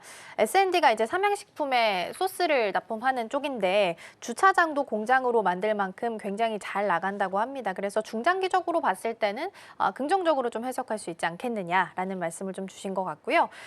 오늘 매도를 살펴보진 않았는데 일단 순매도 상위 종목 중에 하나가 LG 에너지 솔루션이 양쪽에서 다 체크가 되고 있어서 이 종목 먼저 좀 확인을 보도록 하겠습니다. 일단 거래가 실리면서 금요일장이 좀 빠졌고요. 공모가까지 하회하는 현상이 나타나게 됐습니다. 안 그래도 이제 수급 유동성이 굉장히 부족한 상황에서 더 뺏기면서 더 내려간 상황이라고 보면 되는데요. 근데 이제 주말 사이에 IRA, AMPC 관련해서 중국 배제 법안이 좀 발의가 됐습니다. 그래서 중국, 러시아 뭐 이렇게 좀 미국이 좋아하지 않는 국가들과 어느 정도 엮여 있는 기업이라면 27년부터는 AMPC 지원을 받지 못한다라는 기사들도 있긴 했거든요. 이게 오늘 좀 트리거가 된 걸까요? 한 2% 올라오긴 하는데 이 뉴스의 무게감은 어느 정도로 좀 보고 계실까요? 일단 중국발 영향들보다는 지금 하원에서 IRA 관련된 폐기 법안이 부결됐죠. 이게 가장 큰 수급적인 어떤 기대 요인이 됐는데 중요한 거는 뭐 하원에서 폐기가 좀 됐다고 해서 폐기가 부결됐다고 해서 이게 안도할 수 있는 부분보다는 전체적으로 상원과 하원의 모든 의석을 현재 이제 공화당이 좀 장악을 하고 있는 부분들이기 때문에 뭐 수정 발의를 통해서 언제든지 통과의 좀 가능성들이 좀 높은 그런 부분들을 좀 감안해 보면 아직까지 IRA 관련된 노이즈는 명확하게 좀 해소되지 못했다. 다만 최악의 상황을 좀 피했다 정도로만 좀 해석하면 좋을 것 같고 이런 부분들이 저는 뭐 사실상 과도하게 주가에 저는 반영이 좀 됐다라고 좀 보는데 이게 추가적인 어떤 하방을 좀 이끌을 어떤 그런 배경들은 오히려 단기적인 어떤 수급 이슈에 관련된 노이즈 이 정도로만 좀 해석하면 좋을 것 같은데 고점 대비해서 낙폭이 워낙 크다 보니까 LG 에너지 솔루션을 좀 비롯해서 2차 전지 셀사라든가 뭐 소부장 관련 종목들에 관련된 이익 기조가 크게 좀 훼손됐던 부분들 특히나 장비사의 경우에는 뭐 이익 기조를 어느 정도는 좀 유지하고 있지만 소재사의 경우에는 지속적으로 지금 뭐 누적 적자폭이 좀 확대되고 있는 그런 부분들이기 때문에 이런 기조들을 좀 감안해 봤을 때 IRA 관련된 폐기 법안들이 어떻게든 좀 명확한 방향성을 좀 제시해 줘야 되지 않을까. 폐기가 좀 된다고 하더라도 해당된 영향들이 사실상 산업 영향의 측면으로 좀 감안해 봤을 때 상당히 좀 주가에 좀 선반영이 됐기 때문에 이후에 전반적인 어떤 전기차에 관련된 어떤 공급량이라든가 배터리 셀에 관련된 가동률, 상향 부분들 여기에 맞물리는 2분기, 3분기의 어떤 수요 확대 기조 이런 것들은 반등에 좀 트리거가 좀 될 수 있는 부분들인데 현재의 경우에는 IRA 관련된 세액 공제 리스크가 아직까지 명확한 좀 방향성을 좀 제시해주지 못한 그런 흐름이 좀 되지 않을까라고 좀 판단해 보겠습니다. 그렇군요. 2차 전지 같은 경우에는 참 어디가 바닥인지를 쉬이 이야기할 수 없는 쪽이 아닐까 싶습니다. 오늘 에코프로 BM은 그래도 강보합 정도 지켜주고 있고 에코프로는 다시 약보합으로 좀 변하긴 했는데요.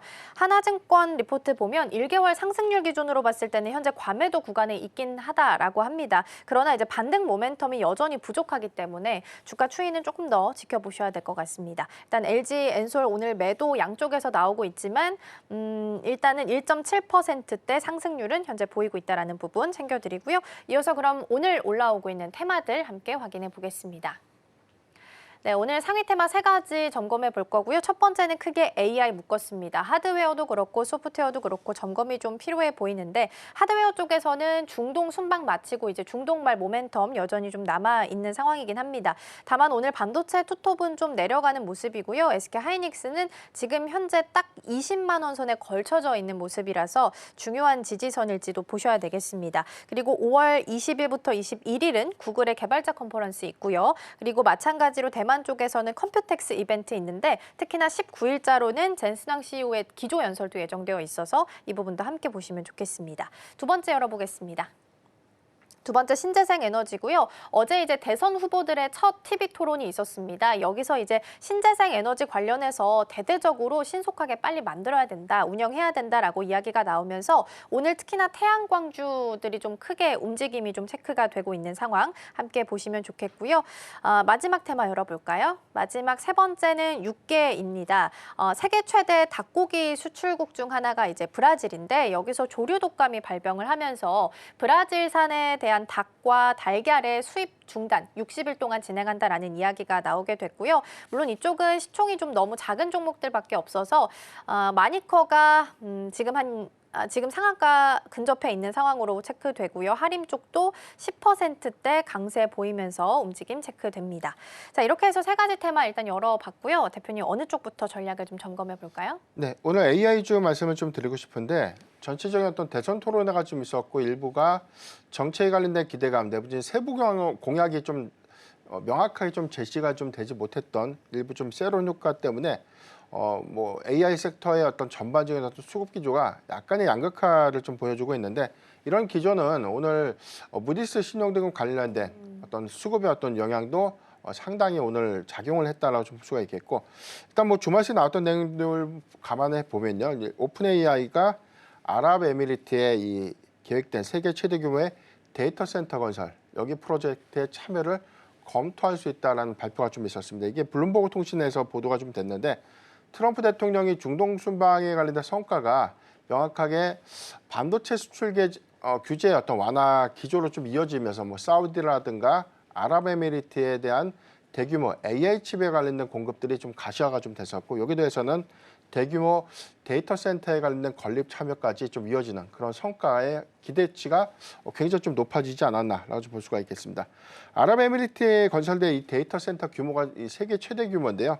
원전의 5기 생산량에 맞물리는 전력 수요가 좀 필요하다는 관점이기 때문에 해당에서는 단기적으로 이런 부분들에 관련된 인프라 투자가 현실화가 좀 된다면 데이터 센터에 좀 집중될 수 있는 많은 AI 칩에 관련된 수요도 증가될 수 있는 요인이지만 추가적으로 전력 수급이라는 관점에서 특히나 요즘 시장에서 화두가 되고 있는 원전 시장이 또다시 좀 대안이 좀 될 수 있는 부분들이기 때문에 해당돼서는 어떤 전체적인 어떤 AI 인프라 투자 기조에 좀 맞물리는 뭐 전력 인프라 투자 좀 병행되는 투자 기조도 확대되지 않을까라고 좀 예상되고 있고요.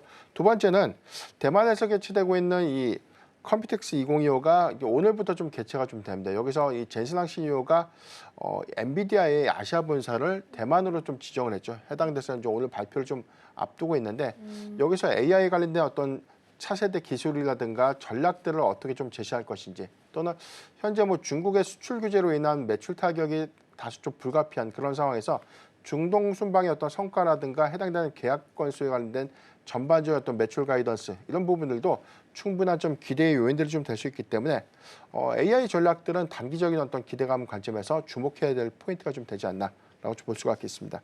전체적인 어떤 대선 전국에서 공통된 어떤 의견들 좀 종합해 보면 AI 관련된 투자를 100조 원 정도로 여야가 모두 다 여야 대선 주자들이 모두 다 인식된 발언을 좀 했는데 공통적인 어떤 정책 내지는 세부적으로 좀 다른 정책이지만 차기 정부에서 AI 산업에 관련된 정책 육성 내지는 투자가 좀 본격화된다는 부분들의 그런 어떤 기대 요인들은 재차 좀 이어질 수 있는 부분들이기 때문에 산업 수요의 관점에서는 충분한 기대치가 좀 되지 않을까라고 좀 판단하고 있습니다. 네.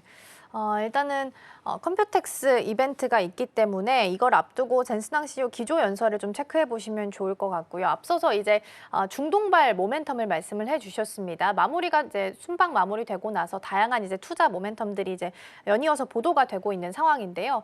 그럼 대표님 중동발 모멘텀을 키워드로 잡고 AI, 특히나 이제 반도체 쪽에 투자를 하게 된다면 일단 단기적으로는 레거시보다는 HBM 쪽에 좀 더 집중을 하는 전략이 맞는 거예요? 네, 그렇죠. 지금은 지난주 금요일까지에 대한 수급까지만 보더라도 HBM 관련된 어떤 밸류체인을 구성했던 종목들이 한 3거래일 정도 좀 탄탄하게 수급이 좀 유입되면서 강한 흐름을 좀 보여줬었고 오늘 뭐 하락폭이 좀 더 큰 SK하이닉스가 지금 한 1.9%대 좀 2.2%대 좀 하락을 하고 있죠. 단기적으로 상승했던 부분들에 관련된 어떤 내용들이 오늘 신용등급의 강등 여파. 지금 미국의 시간의 선물 지수도 한 0.8%는 한 1% 정도 좀 하락을 하고 있기 때문에 해당된 수급 기조의 영향들이 오늘 일부 좀 작용했다 정도로만 좀 해석하면 좋을 것 같고 전반적인 영향도의 관점에서는 오늘 하루짜리 조정 이후에 충분히 HBM에 관련된 모멘텀들은 오늘 뭐 젠슨항 CEO의 어떤 기조 연설 내지는 AI 전략에 따라서 충분한 어떤 기대 요인들은 수급적인 어떤 반등을 좀 이끌 수 있지 않을까라고 좀 볼 수가 있기 때문에 오늘의 뭐 조정 정도는 저는 뭐 건전한 조정 내지는 매수의 기회로 좀 활용할 수 있지 않을까라고 좀 판단해 보겠습니다. 네, 그렇군요. 오히려 건전한 조정으로 좀 바라봐 주신 것 같고요. 지금 이제 하드웨어 관련해서 좀 여쭤봤으니까 그러면 시선을 소프트웨어 쪽으로 좀 움직여서 보도록 할게요. 어쨌든 정책적인 모멘텀이 소프트웨어 쪽도 같이 묻어 있는 상황이긴 합니다. 그런데 이제 가장 걱정했던 것 중에 하나가 실적이었어요. 근데 네. 실적이 엄청 잘 나온 건 아니지만 그래도 어느 정도 지지할 수 있는 정도의 실적이 나왔던 종목들도 몇몇 있긴 했습니다. 이제 실적 시즌이 마무리가 됐기 때문에 성장주의 시즌이 올 거다라는 시각들이 좀 나오고 있는데 지금 딱 그런 타이밍으로 본다면 AI 소프트웨어 다시 한번 달려줄 수 있는 타이밍이 된 걸까요? 전체적으로 제가 항상 강조드렸지만 미래적인 측면에서 중장기 관점에서 산업 수혜는 기대의 요인들이 좀 되지만 정책주라는 것은 사실 단기적인 기대감으로 인해서 주가가 급등을 했기 때문에 그렇죠. 이 부분의 연속성을 좀 가져가기 위해서는 뭐 수주 성과라든가 실적으로 좀 증명되고 아니면 유료화를 시켜서 향후에 많은 돈을 벌 수 있는 구조를 좀 만들던가 이런 어떤 방향성 제시가 좀 명확할 것 같은데 전체적인 AI 소프트웨어주들의 경우에는 아직까지 명확하게 유료화 서비스를 제시했던 기업들은 좀 한 5개 기업 그렇죠. 내지는 좀 제한적이지 않기 때문에 다만 이제 이런 부분들이 단기적인 어떤 기대감으로 인해서 아직도 주가가 좀 조정을 받고 있는 국면에도 불구하고 다소 좀 높은 주가의 어떤 위치들을 좀 감안했을 때 저는 뭐 트레이딩 관점으로 접근은 좀 가능하지 않을까. 그래서 아직 뭐 2차 토론회까지 좀 남아 있고 2차와 3차 토론회에서 한 번 더 언급될 수 있는 요인들은 남아 있기 때문에 정책주의 어떤 부분들은 지금은 많은 비중을 좀 가져가기보다는 단기적으로 그리고 주가 좀 많이 반등하거나 상승하는 구간이라면 일부 좀 차익 실현을 통해서 비중을 좀 축소하는 전략이 유효한 구간이 좀 되지 않을까라고 좀 말씀드렸습니다. 네, 그렇죠. 이제 정책 모멘텀이 붙어 있으니까 2차나 3차로 TV 토론이 만약에 진행이 되게 된다면 일단은 그때는 다시 한번 조금 반등이 나올 수 있기 때문에 이 반등을 이용해서 보유하고 계신 분들께서는 비중을 좀 줄여보시면 좋을 것 같고요. 성장주의 시즌이 온다 하더라도 이후에 이제 수주 성과나 실적이 같이 뒷받침되고 있는 종목들 위주로 가려서 좀 보셔야 되지 않을까 싶습니다. AI 관련해서 하드웨어랑 소프트웨어 전략들까지 잘 점검해봤습니다. 오늘 대표님과는 여기서 인사 나누겠습니다. 오늘 말씀 고맙습니다.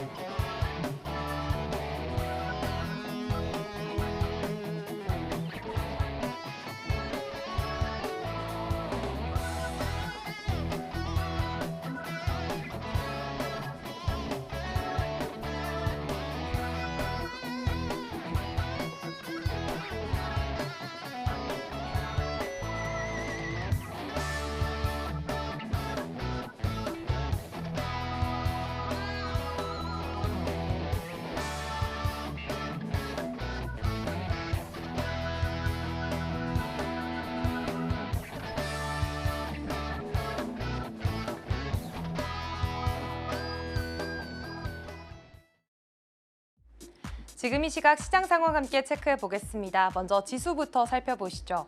지난주 마지막 거래일 뉴욕 증시는 모두 상승으로 마감을 지었습니다. 하지만 무디스가 미국의 신용평가 등급을 한 단계 낮추면서 그 영향이 오늘 우리 시장에도 고스란히 받아지는 모습인데요. 양시장 하락 출발했지만 현재도 지금 그 하락분 이어가고 있습니다. 코스피는 0.4% 낙폭이 그리 크지 않습니다만 2616선 지나가고 있고요. 코스닥은 낙폭을 점차 벌리면서 1.3%가량 715선 지나가고 있습니다. 그렇다면 이어서 수급 상황도 함께 체크해 보겠습니다. 먼저 코스피 시장입니다. 현재 개인만 매수 우위 보여주고 있습니다. 358억 원 사들이고 있고요. 외국인과 기관 메이저 주체들은 오늘 물량을 출회하는 모습 보여지고 있습니다. 외국인은 61억 원, 기관은 278억 원 물량 팔아치우는 모습 포착되고 있습니다. 이어서 코스닥 시장도 함께 체크해 보시죠. 코스닥 시장도 코스피와 마찬가지로 현재 개인만 사자세 보이고 있고요. 1,445억 원 물량을 많이 담아가는 모습 보여지고 있습니다. 다만 외국인과 기관은 462억 원, 그리고 872억 원 각각 물량 팔아치우는 모습도 함께 살펴보실 수 있겠습니다. 그렇다면 이어서 업종별 등락률도 체크해 보도록 하겠습니다. 먼저 코스피 상승하는 업종들입니다. 현재 코스피에서는 전기 가스업이 3%로 좀 급등세 나타내지고 있고요. 또 다음으로는 보험 업종이 2.17%가량 상승세 나타내고 있습니다. 보험업종 안에서는 흥국화재 우선주가 20% 이상의 급등세 보여주고 있는데요. 지난주 흥국화재가 호실적을 발표하면서 함께 좋은 흐름 받아가고 있는 것으로 보여지고 있습니다. 건설업도 오늘 흐름이 좋고 의약품까지도 오늘 같이 상승세 받아가고 있습니다. 그렇다면 이어서 하락하는 업종들도 함께 체크해 보겠습니다. 현재 하락하는 업종으로는 증권 1.2%가량 하락세 두드러지고요. 전기전자, 종이, 목재까지 1% 이상의 약세 나타내고 있습니다. 그렇다면 이어서 코스닥 시장에서 상승하는 업종들 체크해 보겠습니다.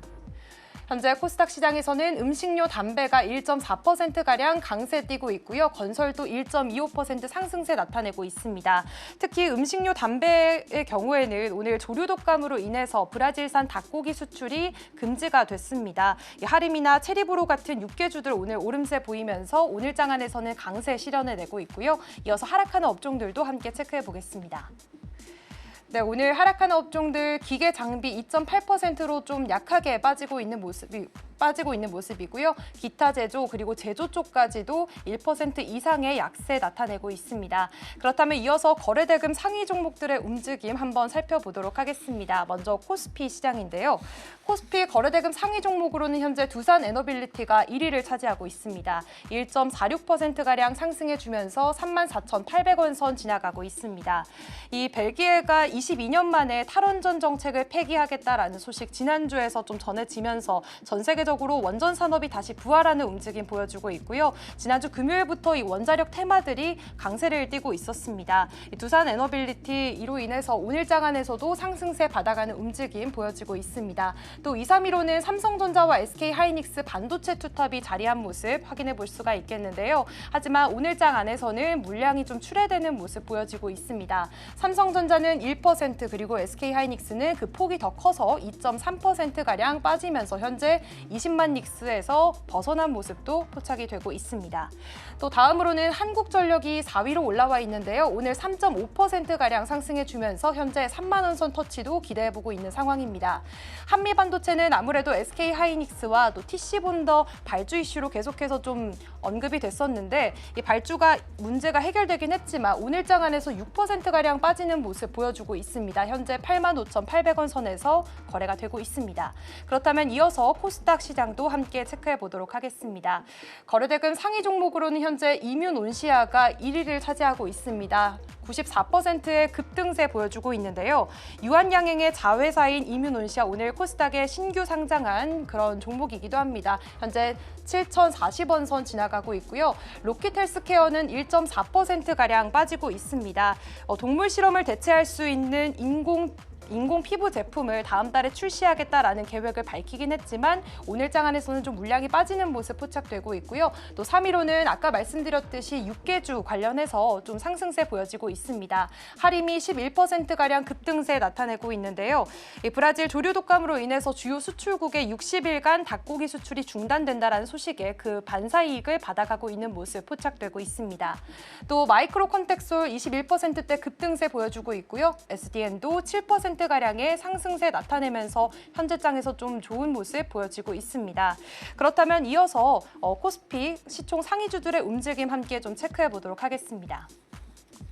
네, 현재 코스피 시총 상위주들의 움직임 살펴보시면 역시나 반도체 투탑의 낙폭이 좀 큽니다. 지난주 장에서 미국 뉴욕 증시에서 엔비디아와 또 반도체 필라델피아 반도체 지수가 좀 약세를 보였습니다. 그런 흐름으로 인해서 오늘 장에서 국내 반도체주들도 좀 약세를 받아가고 있는 모습 포착이 되고 있고요.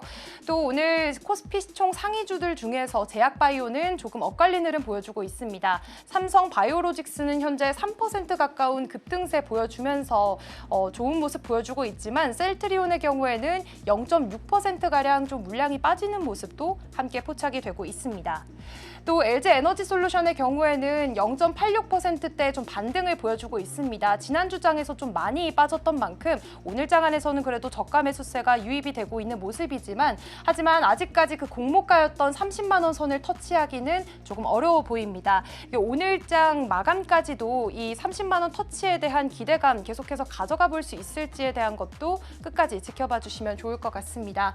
오늘장 하나에어로스페이스 0.12% 소폭이지만 올라가고 있고요. 반대로 HD 현대중공업, 조선주의 경우에는 0.6%가량 빠지고 있습니다. 현대차와 기아도 나란히 함께 빠지고 있는 흐름 보여지고 있습니다. 이어서 코스닥 시장도 살펴보시죠. 코스닥 시장에서는 알테오젠과 펩트론만이 빨간불 켜내고 있습니다. 알테오젠의 경우에는 지난주 금요일장에서 4% 이상 낙폭 보여주면서 좀 코스닥 시장 전반적인 하방 압력을 가하는 모습이었지만 오늘장 안에서 1.3%가량 반등에 성공한 모습 보여지고 있고요. 또 에코프로 그룹주들은 장 초반에는 좀 엇갈린 장세를 보였습니다만 현재는 에코프로 BM이 약보합으로 전환을 하게 되면서 에코프로 BM과 에코프로까지 모두 빠지고 있는 모습도 포착이 되고 있습니다. 펩트론의 경우에는 지난주 금요일장에서 많이 상승을 했었습니다. 하지만 그 상승분 계속해서 이어서 가져가면서 오늘장에서도 1%가 넘는 상승세 보여줬습니다. 20만 원 선 터치하고 있는 모습이고요. 하지만 파마리서치, 휴즈 그리고 클래시스처럼 미용 의료기기 따는 여전히 약한 모습 보여지고 있습니다.